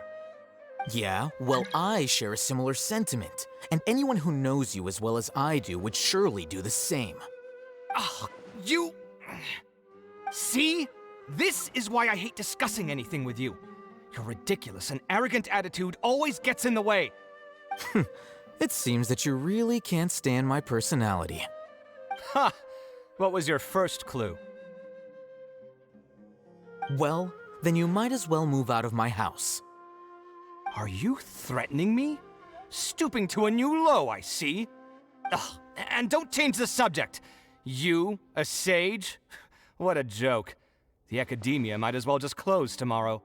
Are they having a fight? Forget what's going on with the academia. Haven't you been busy with your construction project? Tell me, when are you going to build yourself a mansion? Don't get me started. I get angry just thinking about it. So, what great building did our master architect work on this time? Like I need to tell you. Keep your nose out of my business. No, I think we deserve to know. Where were you when Sumeru needed you most? I was in the desert for a large project, but considering Haravatat's utter ignorance of architectural and aesthetic matters, you probably wouldn't understand. Which is truly unfortunate. I can only pity the man who doesn't understand the first thing about beauty and romance. Unlike a true... Hold on, wait a second. What do you mean by when Sumeru needed me most? Well, while you were out fiddling around in the desert, many people came together to save Sumeru from a crisis. Ha! And you think I'd believe that? Look, all you really need to know is that Azar and all his accomplices have all been overthrown. Huh? What nonsense are you talking about? It's no skin off my nose if you don't believe me. It's not like my Darshan was the one trying to apply for funding from the Grand Sage. Yours, though, on the other hand... You know what? I'll ask around. I'm sure someone knows what's going on here. You're dead if I find out you're lying to me.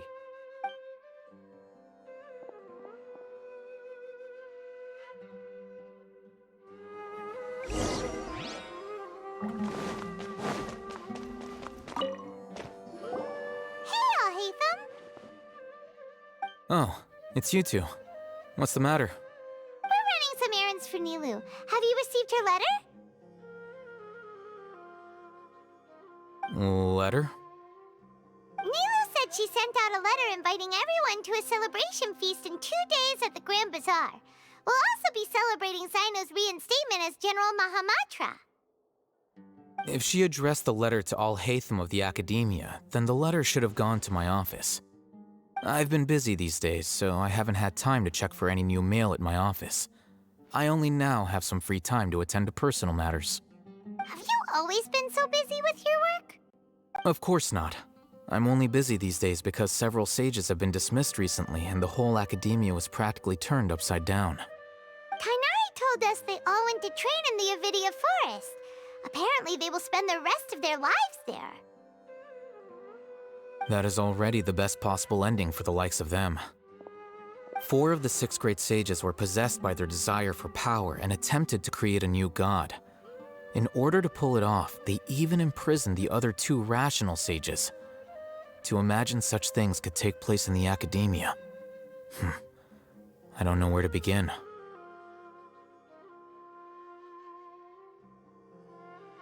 Yeah, you're right. Huh. Feels kind of strange to hear them called that after all this time. But then again, the 6 great schools sounded pretty impressive too. Yes, at least that's how they're supposed to sound. It's said that when the Academia was first founded, the Dendro Archon herself established the 6 great schools, each representing one of the 6 different types of wisdom. Numerous Darshans have sprung up and faded. Only the 6 Darshans attaching themselves to the 6 great schools have stood the test of time and obtained permanent seats in the Academia. Now, the 6 Darshans are nearly synonymous with the 6 great schools, and the leaders selected for the schools are the 6 great sages. Among the 6 great sages, there is one central leader, the Grand Sage. Unfortunately, only the sages from Vahumana and Amorta remain now. They were imprisoned for opposing Azar and were only rescued after Azar's downfall. So who's managing things in the other 4 schools now? Do they need to find someone new? Yes. Normally, new sages are selected based on a strict set of criteria. Oh, didn't you just say something about becoming a sage? If they pick you, then we'd have a huge connection in Sumeru.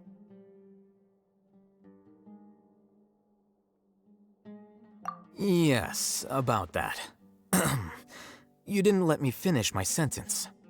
The person in charge of personnel affairs nominated me to be the Grand Sage in place of Azar and help Lesser Lord Kusanali manage the Academia. But I refused. Huh? But why? Ugh, can't you be a little more ambitious? I'm not even interested in being one of the 6 great sages. Like I said before, I don't like being a leader. Oh, all right. So are you busy these days trying to find others to take the job? That's not my job either. I'm only responsible for handling important affairs within the Academia before the new sages take office.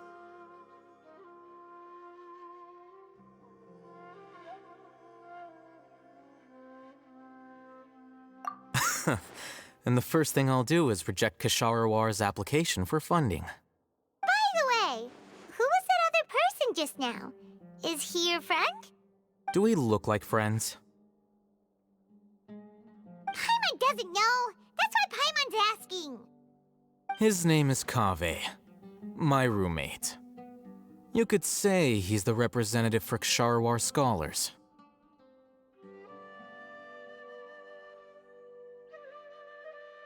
Which is exactly why he always has so many problems. So everything that's happened recently must be a huge change for the people of Sumeru. Such is the work of the Academia Scribe. Well, anyway, no matter how busy you are, since you are our planner, remember to attend the celebration feast in 2 days. All right, I'll see you there.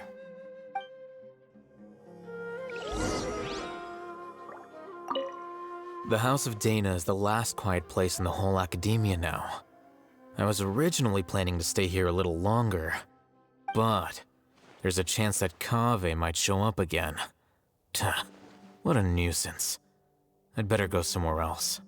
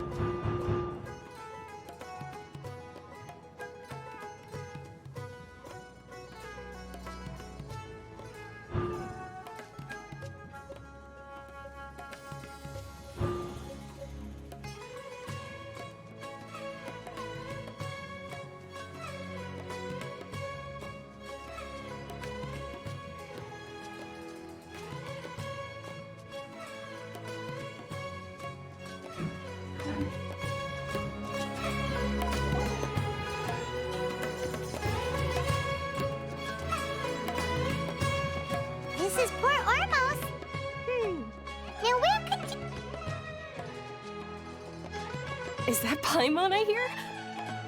Huh? Oh, it's been a while. How are you doing? Dunyarzad! It's been so long since we've seen you!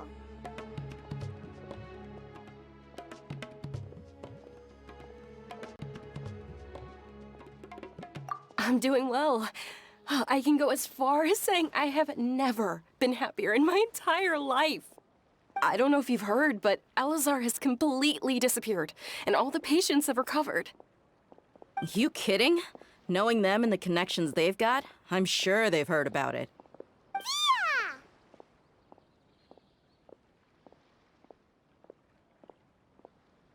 That's right. My lady is feeling better now, so I'm accompanying her for a walk. Why do you still call me that, Dia? You've already informed my father of your resignation. I guess I'm just used to calling you my lady. Old habits die hard. Resignation? You mean you're quitting? Yeah, I might start losing my edge if I keep being a bodyguard for the Homayanis.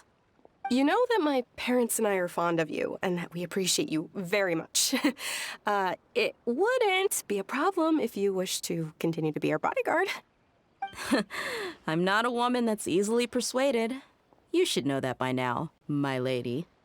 When I took this job, I had already decided that I'd quit as soon as you'd recovered. It's time for me to get back out there and chase that horizon.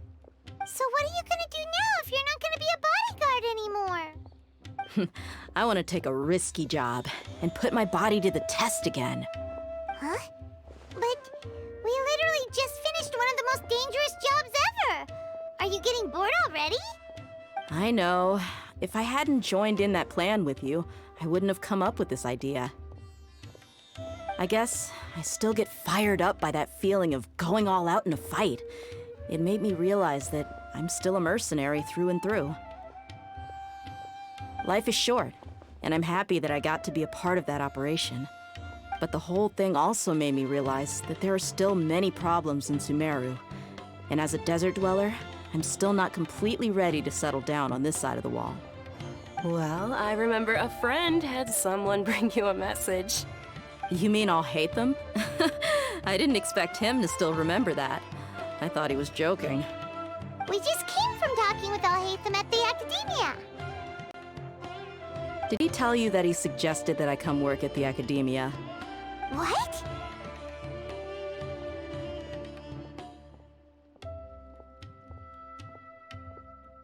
I heard that Azar and his cronies fell from power, and Alhaitham told me that now was a good time to find a job in the Academia, but only if I wanted to. Whoa. Paimon can't see you being anything other than a mercenary. Me neither. But I think Dia would look great dressed up as a scholar. Ugh, forget about it. I wouldn't last 10 seconds in there. Alhaitham probably just liked the way I worked and knew I'm good in a fight, so he suggested I find some work in the Academia. But you know, if you take him up on the offer, Sino might actually agree and let you become a Matra. Because you're super amazing! The Matra have all the talent they need as long as they have Sino. I prefer to be free to live however I choose. In fact, I chose this job from the very start because I knew it'd be right up my alley. Even if being a mercenary means facing all kinds of danger. A lion has to return to the wild sooner or later. If anything, being your bodyguard has been unfamiliar territory for me. I don't want to see you go, but I'll respect your decision. I'm glad to hear you say that. Come on, no need for the sad face. It's not like we'll never meet again.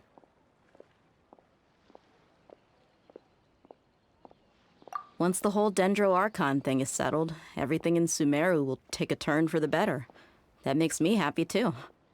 But a peaceful society will probably mean less demand for mercenaries like me. Before long, we'll be a dying breed. So I'd better get to work while I still can. Huh? But wait a second! You make it sound like you're leaving now! Well, no, not yet at least. I promised my lady I'd stick around until next week. So, have you been in Port Ormos this entire time? We were wondering if you had received a letter from Nilu. Oh, did Nilu write to us? She heard that you were seen in Port Ormos, so she sent the letter here. Huh. It was probably sent to the inn that we're staying at. My lady has been very energetic lately and keeps taking me on hikes, staying out even into the night. By the time we get back, the receptionist is usually off napping on the job. Right, and we tend to leave quite early in the morning, so the old man on duty is also usually dozing off. So what it really sounds like is that the person on duty is always asleep. I bet the letter's at the reception desk. I'll go check later. No wonder there wasn't a reply. You never received the letter. Good thing Nilu asked us to come and check on that. Sorry to make you two come all the way out here. It must be something important for Nilu to specifically write to us like that. Yes, she said they were preparing a victory feast in the Grand Bazaar, and will also be celebrating Sino's reinstatement as General Mahamatra. She was hoping you could come. Great! I'll be sure to attend. Count me in too. But is there some sort of dress code or anything for the feast? Can I just show up looking like this? Since it's being organized by Nilu, I don't think she'll be too picky about that. If anything, I think she wants to see us as our most natural selves. All right, then this is how I'll show up. The feast will be held in 2 days, so don't forget. Sure. Thank you so much for letting us know. We'll see you there. Oh, by the way, do you happen to know where Sino and Raman are? The General Mahamatra always comes and goes without a trace. Normally no one knows his whereabouts. Oh. But last time we met, he mentioned that he had something to do in Aru village. You can try your luck there. As for Raman, your guess is as good as mine. I only remember he said that he had something to discuss with Sino. You can ask Sino when you meet him. Don't mention it. You'd better get going. All right, on to our next stop.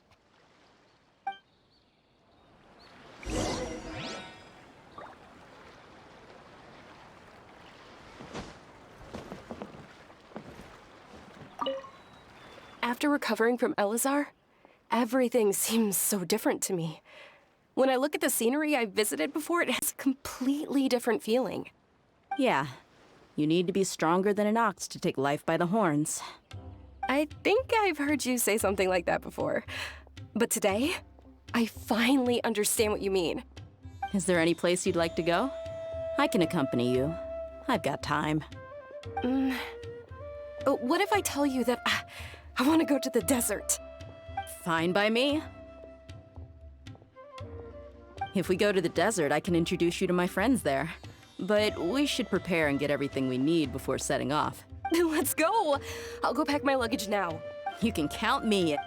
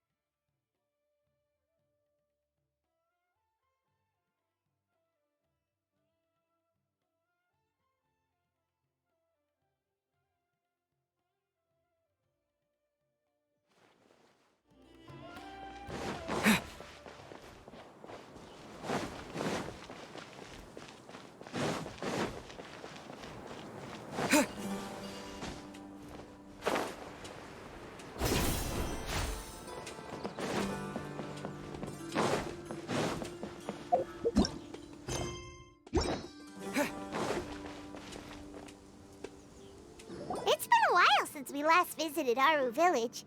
Ah, there's Sino!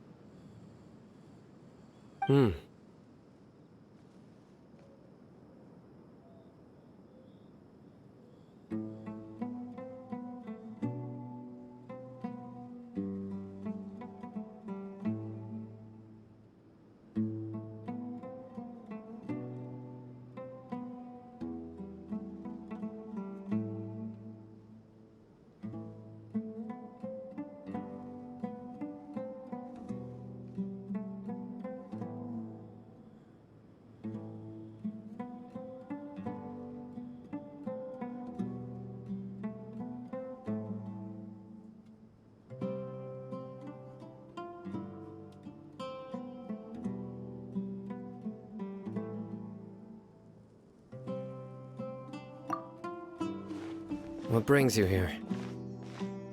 We recovered well, and Tighnari agreed to let us leave, so now we're out and about again. It seems Gandharvaville's medical treatment is still as good as ever. Mm-hmm. And Tighnari is recovering well, too. That's good to hear.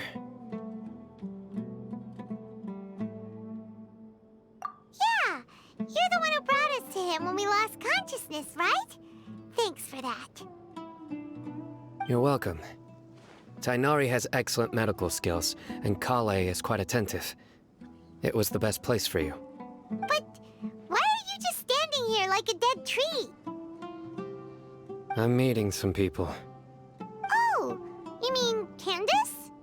I've already talked with Candace and the village chief. They're still at the usual place. You can go there if you'd like to see them. But you know one of the people I'm meeting as well. Oh, by King Deshret's blessing, my friend suddenly appears in the desert. Don't tell me you've run into trouble and need us to help now. Roman! And... huh? Setaria? Oh, you know me? Oh, well, you're pretty famous in the academia. Don't worry, these are our friends. No need to be so guarded. I see.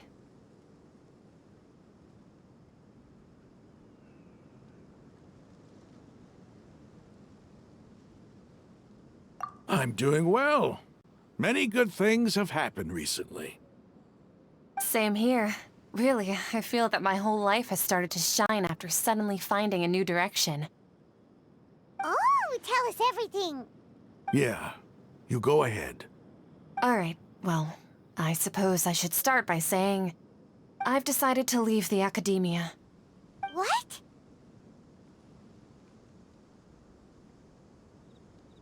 It's not that I've given up on being a scholar. Instead, you could say I've found a new identity. I will no longer pursue research like a typical scholar, but I have not completely given up on my relationship to knowledge either. I can see what you're saying now. What do you mean? I plan to leave the academia and return to teach here in the desert. Wow, so you want to become a teacher? Setaria will return to support education here and teach people from the desert. She can't teach everyone on her own, but there are many of us Eremites all over Sumeru. She came to discuss a collaboration with me and hoped that I could bring her ideas to the Eremites.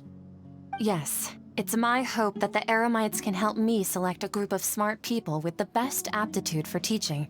I'll teach them, and after they've finished learning from me, they can go educate more people. That is the true meaning of education and the spreading of knowledge. The people of King Deshret suffer from sandstorms, exile, and ignorance. Miss Setaria is more than welcome to come teach here. Her arrival is like a star shining in the desert night. The stars have always guided caravans, thieves, soldiers, and travelers who get lost in the night. They lead those in the dark out of trouble and back to safety. Oh, please. Where's all of this coming from? I'm starting to feel a little embarrassed. You deserve these compliments. Mercenaries are accustomed to danger and don't fear death, which is why we recognize extraordinary actions that common people would easily overlook. Setaria's idea will bring much good to many people. At first, I feared it was destined to fail. Everyone knows that the academia doesn't allow scholars to teach in the desert without permission. As you know, all knowledge is under their surveillance and control, and very few desert dwellers are as lucky as me. But what I heard at that time has been haunting my heart, as if there were lightning bolts constantly bombarding my soul. Setaria, you tread a treacherous path, and the longer you ignore it, the tighter the academia's grasp on you will become. Setaria, why haven't you gone home? Never forget that the desert that belongs to you lies elsewhere. Miss. These words sparked something in me, and I knew that I had to bring something back to my people after going home. I gathered up the courage to approach the Grand Sage, only to find that he was no longer at the academia. Lord Sino told me that Azar didn't belong there anymore. Azar has received much-needed punishment. Though, if you ask me, it may have been too light. You probably have already heard.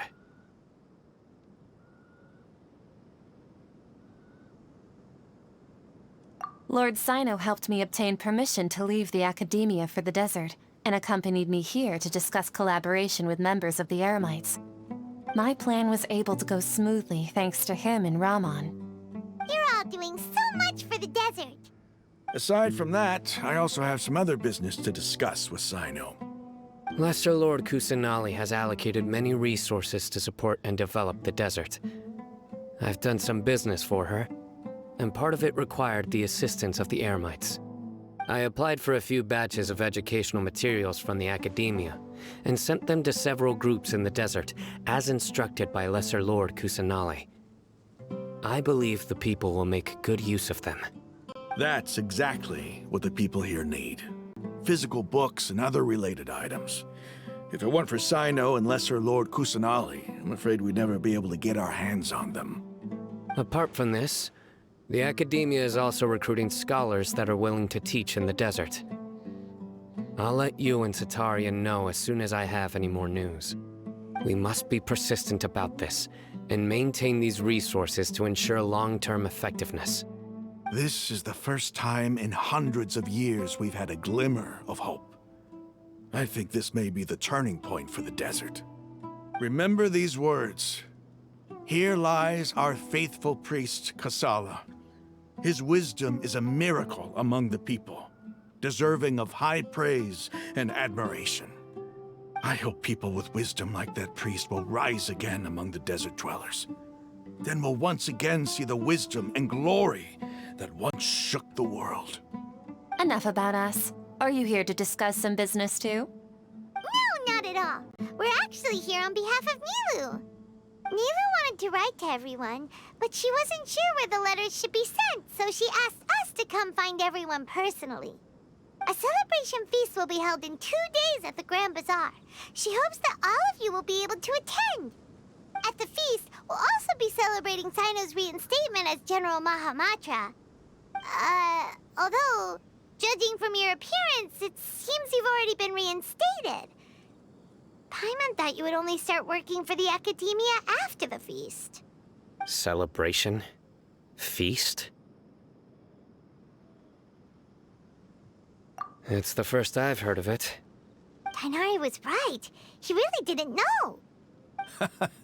This feast is for you, Sino. Sounds to me like you'll have to be there. It's rare to see that kind of expression from Lord Sino. You must not like feasts very much. No, not really. But I'll go.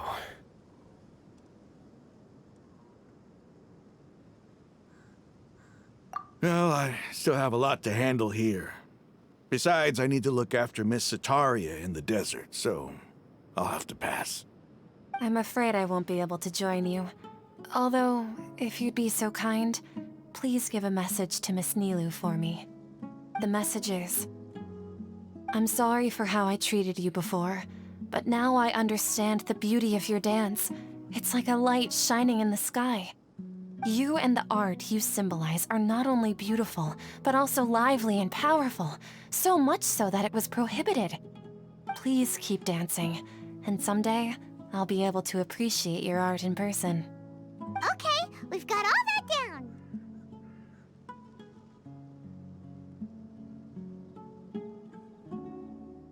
Our job here is complete as well. Oh, Sino, remember, party's in 2 days. Make sure you're there. Got it.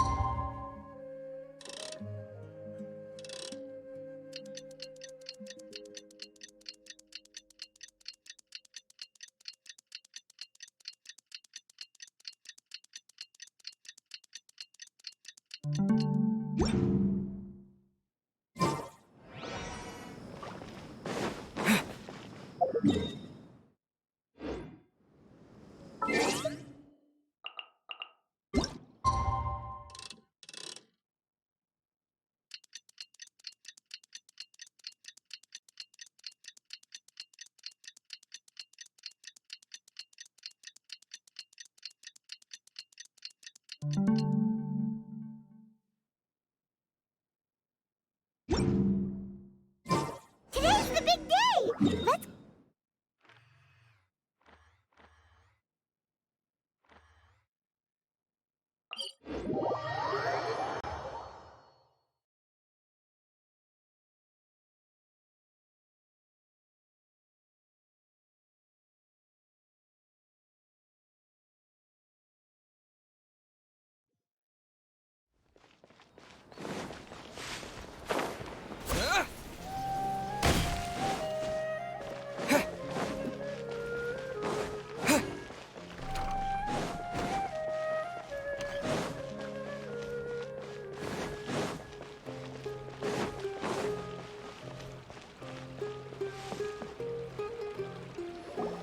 Everybody's already here. Looks like we're the last ones to arrive. You're here. Ah, there you are.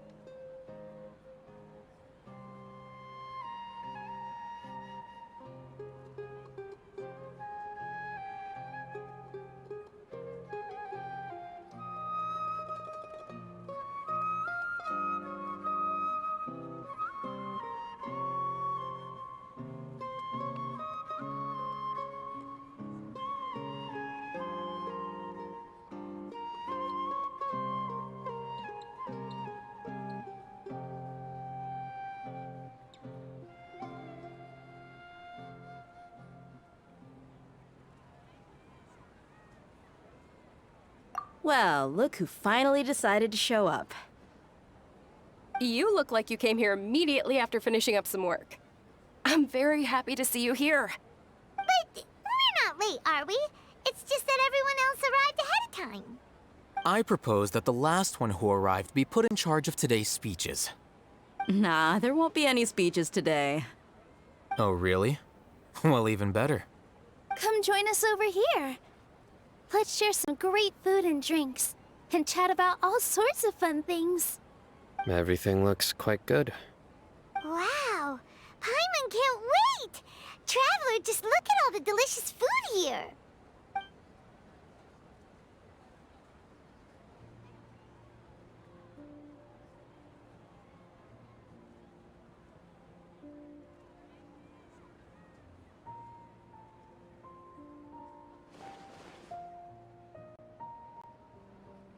Whoa! It's so delicious! Oh, this grilled meat tastes amazing! The food was specially prepared for you by everyone in the Grand Bazaar. And we have gifts that were sent by the residents of Sumeru City when they heard we were holding a feast. Everyone that came said that you saved Sumeru, and wanted me to thank you all on their behalf. Ah, feels kinda nice to be seen as a hero. I could get used to this. Being a bodyguard is also a hero's job. You've always been amazing, Dia. My lady sure has a way with words. Thanks. I'm glad to hear it. And I'm happy to meet everyone that participated in the great plan. Don't mention it. Come to think of it, we've really done something impressive together. It's unbelievable. We owe it to our abilities. And luck.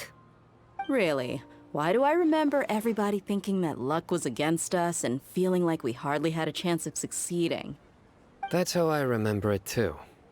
It's luck that brought us together, and it was luck that let us form a team. Then, it took even more luck for us to formulate a plan and implement it successfully. Moreover, judging from the results, everything worked out well. Yeah, Everyone gave it their all when it mattered most.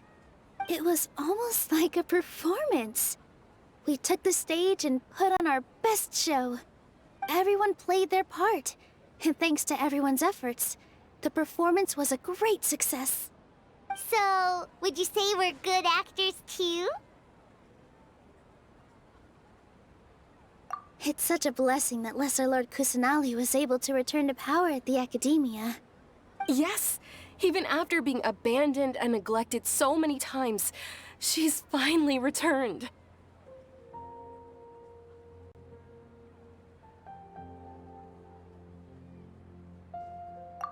Uh-huh.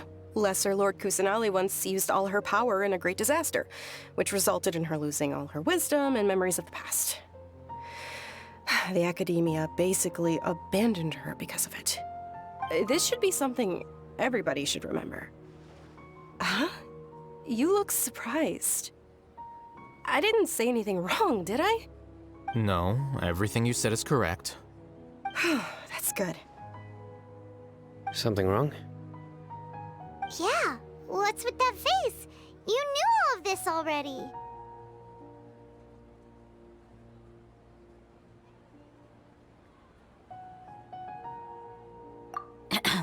Even if those two giants of the Academia are here, I still have to say it. Those sages really have some nerve. 500 years ago, Lesser Lord Kusanali used all her power for the people of Sumeru, and what did they do in return?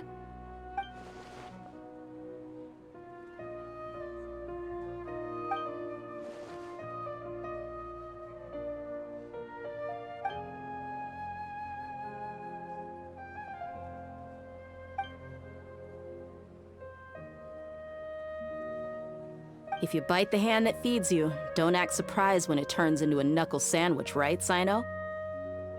Perhaps I shouldn't say this, but their treatment of Lesser Lord Kusanali calls for a more severe punishment. You could simply tell Lesser Lord Kusanali that you wish to have Azar and his accomplices severely punished. I respect our deity's decision, and won't interfere in any way. While we're on this topic, why didn't you accept the Academia's invitation to become the Grand Sage? Are you trying to say that I'm fit to be a sage? Not at all. But every person handling the selection process has said that you are the most suitable candidate to lead the Academia right now. Why? Because he dethroned Azar from power? Could you try to put it another way? This is a good thing, yet you're making it sound like I overthrew Azar for my own personal gain. But seriously, though, I always wondered if you had some personal motives behind it. I did have my own motive, but it had nothing to do with being a sage.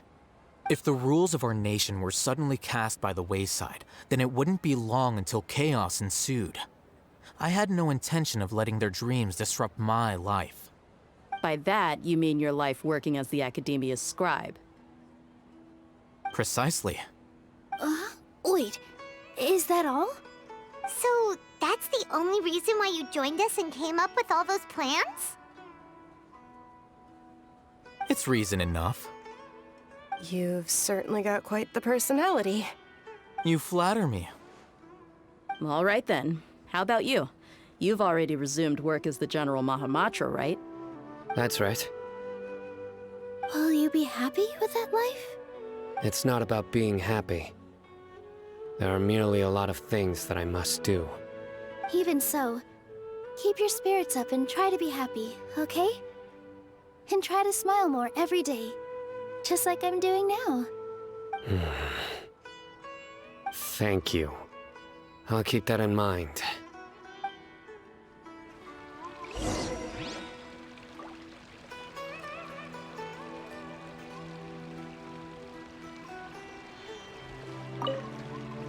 I seldom participate in such lively gatherings, but the atmosphere here is quite good. No. This gathering today has a unique meaning. The Grand Bazaar is lively because the people here feel happiness from the bottom of their hearts, unlike the farces at the Academia. That happiness is an emotion that'll be forever alien to those bookworms who have driven themselves insane by studying. I seem to have taken both keys when I left the house. Oh well.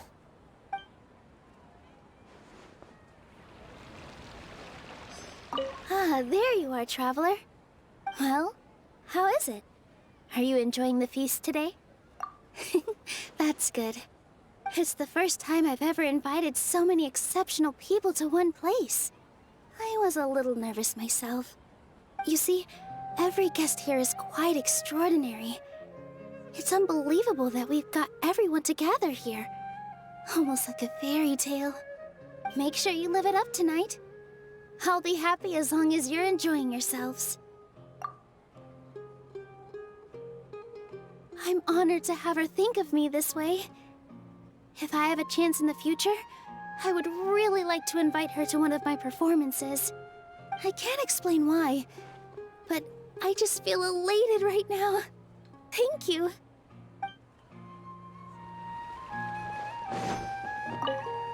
The atmosphere here is good. And everything is delicious. Yeah, I don't often come to such places. I have a lot to handle these days. Otherwise, there's always next time.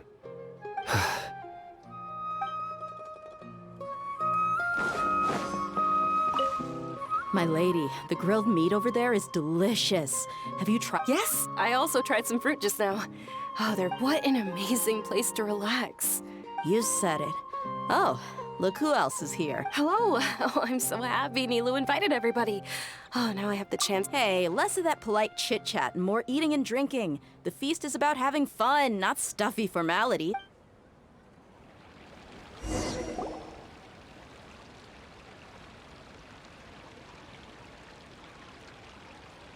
Hey, what's wrong? Your head is starting to droop.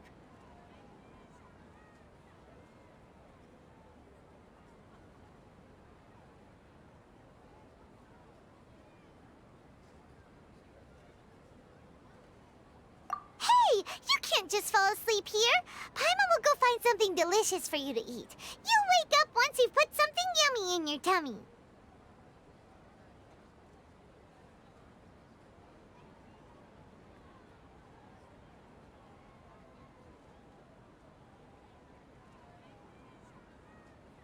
Of course. Just wait here for Paimon.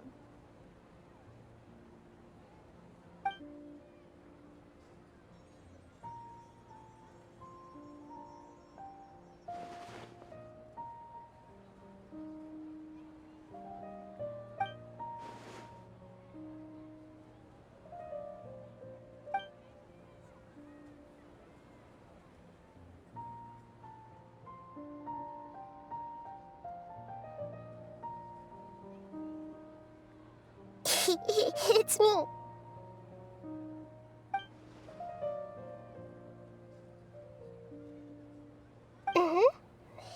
You may blame me for being a bit too self-indulgent. I was thinking about talking with you, and the next thing I knew, I had made a connection with you. The connection between us is amazing. It's like flora and the fence it grows upon.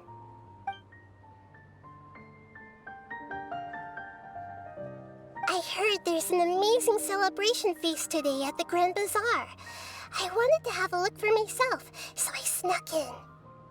Lately, I've been so busy dealing with all the fallout from recent events, so I really haven't had any free time. Although you've already helped me with a lot, there's still one more thing I hope you can help me with.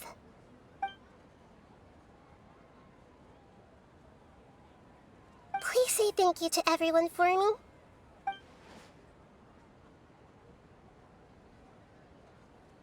Oh, is it not convenient for you to do that for me?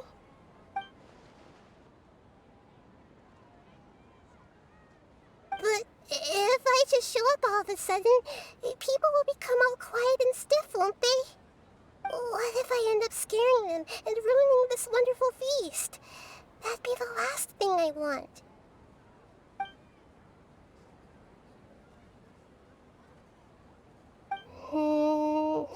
Let me think about it. Okay.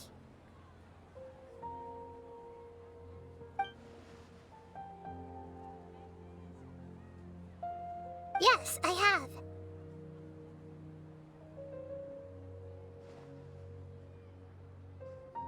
You said I should go thank everyone as myself, right?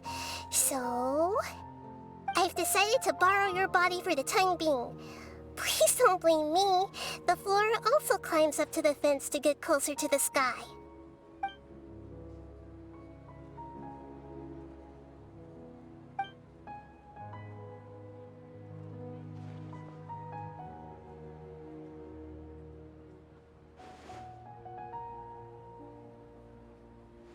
Everyone! Are you awake now? Paimon was just about to bring you the food. It's me. Huh? That voice. Nahida? Hold up, what's going on? I didn't expect to have a conversation with the consciousness of Lesser Lord Kusanali in the Grand Bazaar. Interesting. Is this also a part of the feast? No, of course not. Are you... Lesser Lord Kusanali? Hello, Nilu. You know who I am? Yes, I already know every one of you. Nilu, Alhaitham, Sino, Dia, Paimon, and Dunyarzad.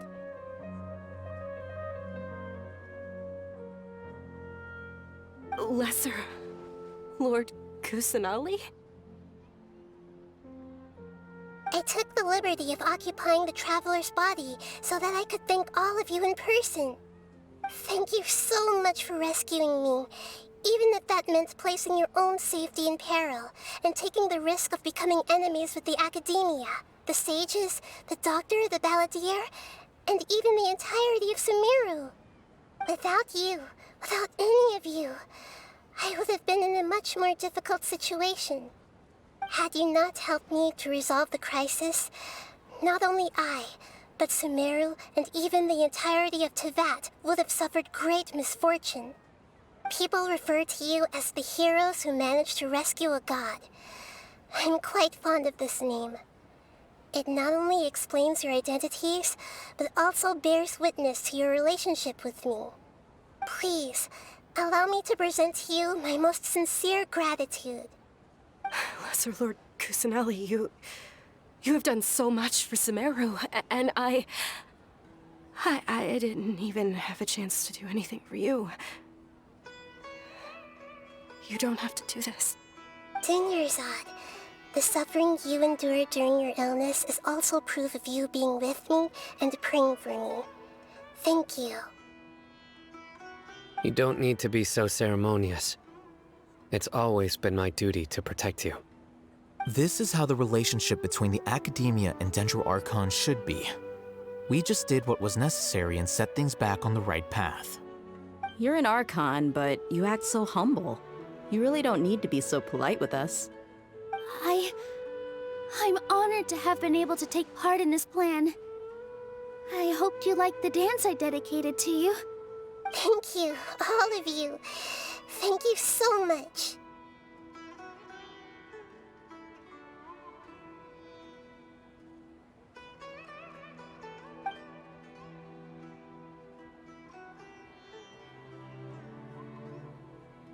Yeah.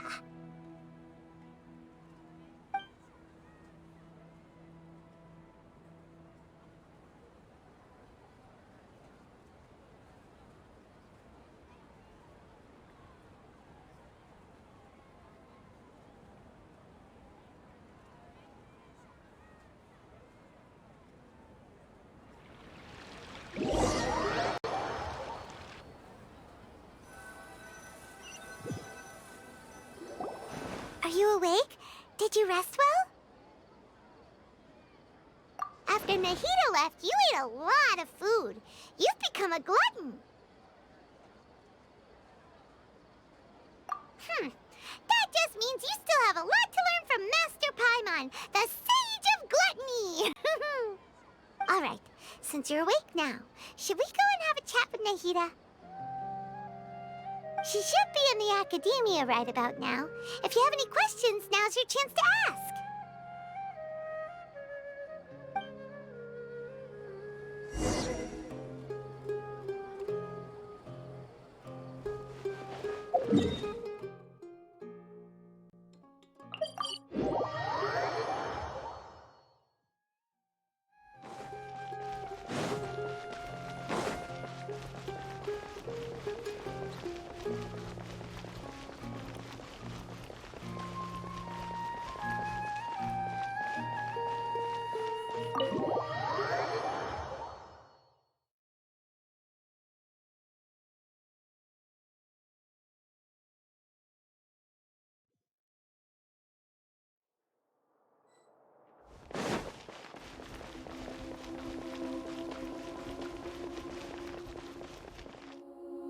Nahida!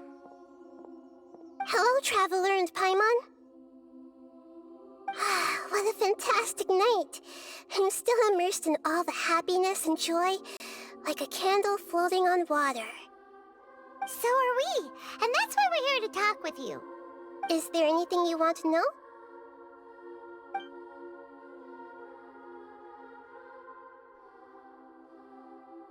After recent events, the Akasha can no longer function as it used to. I've given it some thought, and have decided to shut it down permanently. But this is definitely not a bad thing. Even from the beginning, I've been planning to shut it down. The Akasha's centralized administration of knowledge has always restrained people's curiosity and curtailed the number of paths available to them. I don't think this is good for Sumeru. Although people may initially feel a little uncomfortable with the loss of the Akasha, they will soon understand that this life is more suitable for them. And as for the future of Sumeru, I'm preparing to regain control of the academia. The former sages have received their punishment, but the new sages have yet to be selected. I will oversee the process personally. I hope that the new 6 great sages will be more focused on academics. Sumeru needs such leaders more than ever. The other big issue is the people of King Deshret. All the residents of the desert, in fact. They have been mistreated for far too long. I've already taken some measures to address this. It will take some time to rebuild everything, but no matter if it's culture, friendship, or trust, we will rebuild it.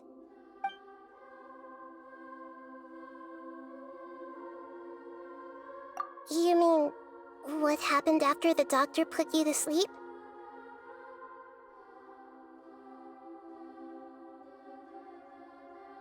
You guessed correctly. The top-ranked Fatui Harbingers, up to number 3, possess power comparable to that of gods. I was no match for him in that kind of situation. However, in spite of the bad situation, I still managed to make a fair deal with the doctor. I'm sure you remember the entity that changed your fate, the Heavenly Principles. In fact, the Heavenly Principles has been quiet since the Conria disaster 500 years ago. I used this point as leverage against the doctor. I told him that the Heavenly Principles may be awakened if I destroyed Enosis. Although it's just a bluff, he still fell for it. I assumed that the Heavenly Principles wouldn't just stand by and let such extensive damage to its laws take place. And as for what I exchanged for the Gnosis, the exchange served as both punishment for the doctor, as well as a boon of new knowledge that I couldn't refuse as the God of Wisdom.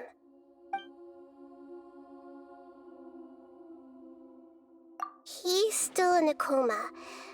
I've hidden him like how one would hide a feather. I know you have many misgivings about him, but as someone who had become a god, he has retained a number of very useful features. Don't worry, I'll keep an eye on him and make sure he doesn't do any evil. In addition, there are still some mysteries left in him. Some things may be very clear from my perspective, but he is still yet to understand them himself. His future will be determined by fate.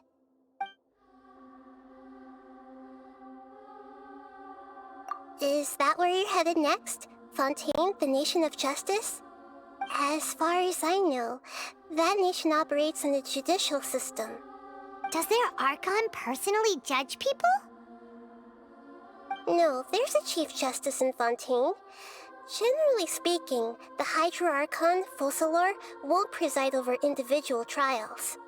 However, even then, Focalor will still make herself present at just about every trial. It seems that she just likes to immerse herself in that sort of atmosphere. As Archon, she still reserves the right to influence the final verdict. Anyway, let's just say she's got, a very unique personality.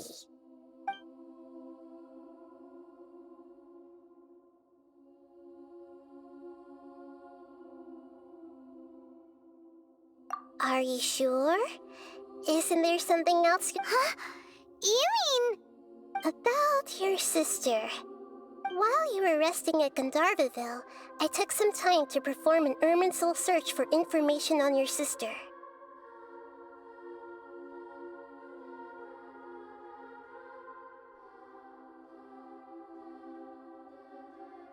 Yeah, isn't Irminsul a repository for all the information and memories of Teyvat? So there shouldn't be anything on him or his sister. This is true in your case.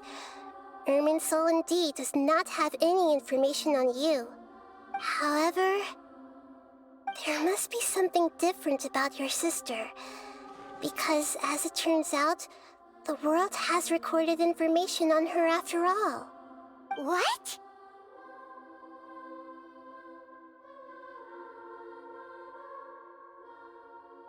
There is only one possible explanation. She belongs to this world.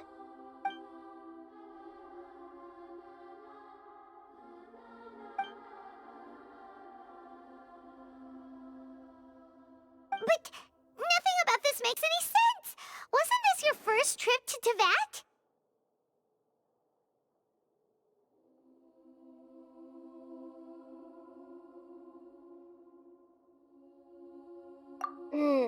According to the records I was able to access, your sibling suddenly appeared in Conria. After the Conria disaster, she began her journey through the 7 nations of Teyvat. But just as her journey was about to reach its conclusion, the Irminsul records on her suddenly become fuzzy. What do you mean, fuzzy? Did something happen to her? All I know for sure is that somebody, for reasons only they can know, is deliberately obfuscating her fate. And whoever it is, if they can do that, who knows what else they're capable of.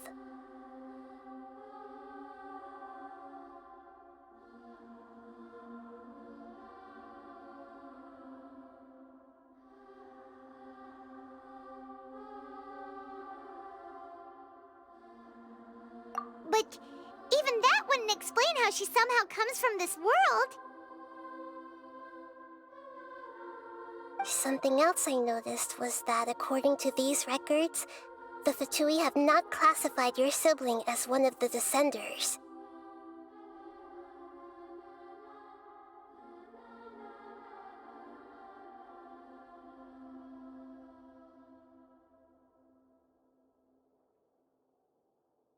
What's a Descender? Paimon's never heard of it. Look, I'm sure you must be curious about the information I received from the F2P in return for my gnosis, right? A very important part of the intel was about this world's Descenders.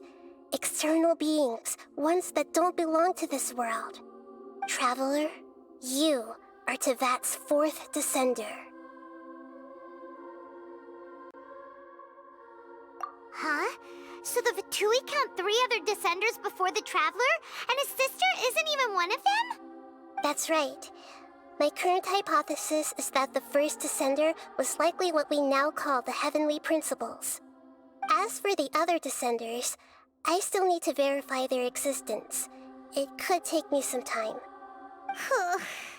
Paimon's head's about to burst from all this crazy new information. And yet, even knowing all this, I'm sure you must still have a lot of unanswered questions. I must say, I truly regret that I can't help you more as the God of Wisdom. There are many questions in my heart as well. I will need some time to go through each one of them. And soon, you'll also begin your journey anew and depart from Sumeru. I'm very interested in your future. It's a journey that can't be observed or recorded by this world. If fate is the ultimate knowledge, then your future will be the ultimate fate. I'm sure glad we got to meet you, Nahida. The pleasure is all mine. I can't thank you enough. Alright, that's enough talk for today.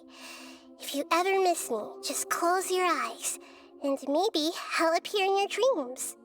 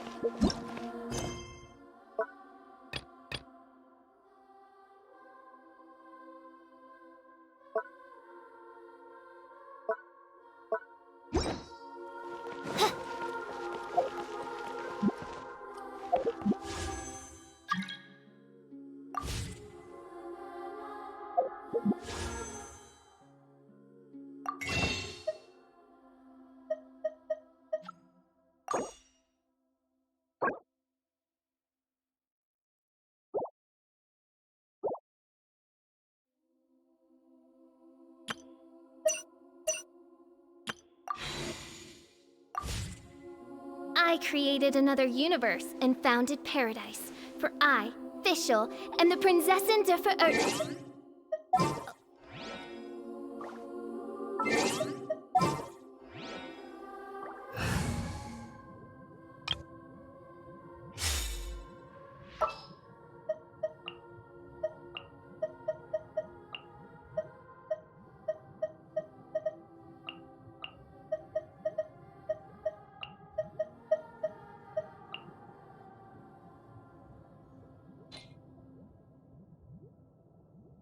A pleasure to be working with you.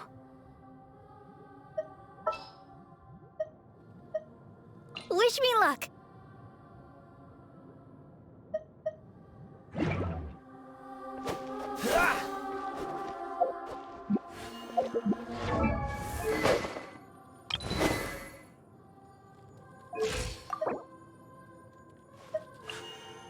blade embraces its duty, as a jeweler cherishes their gems.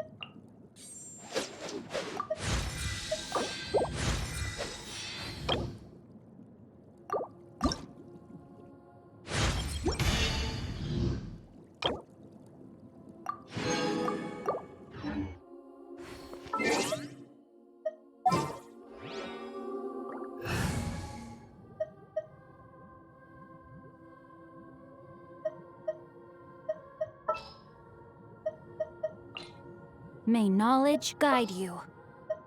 The hunt begins!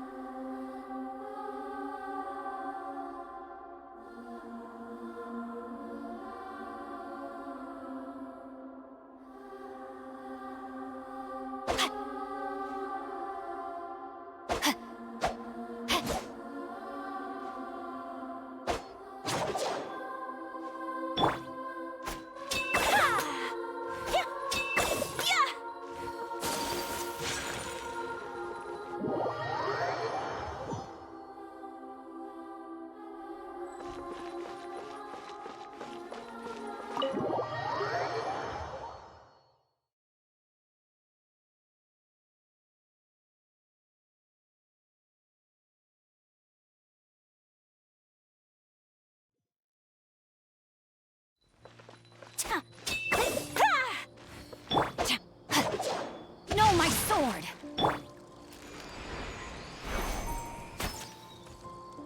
Think you can bully me? Absorption test.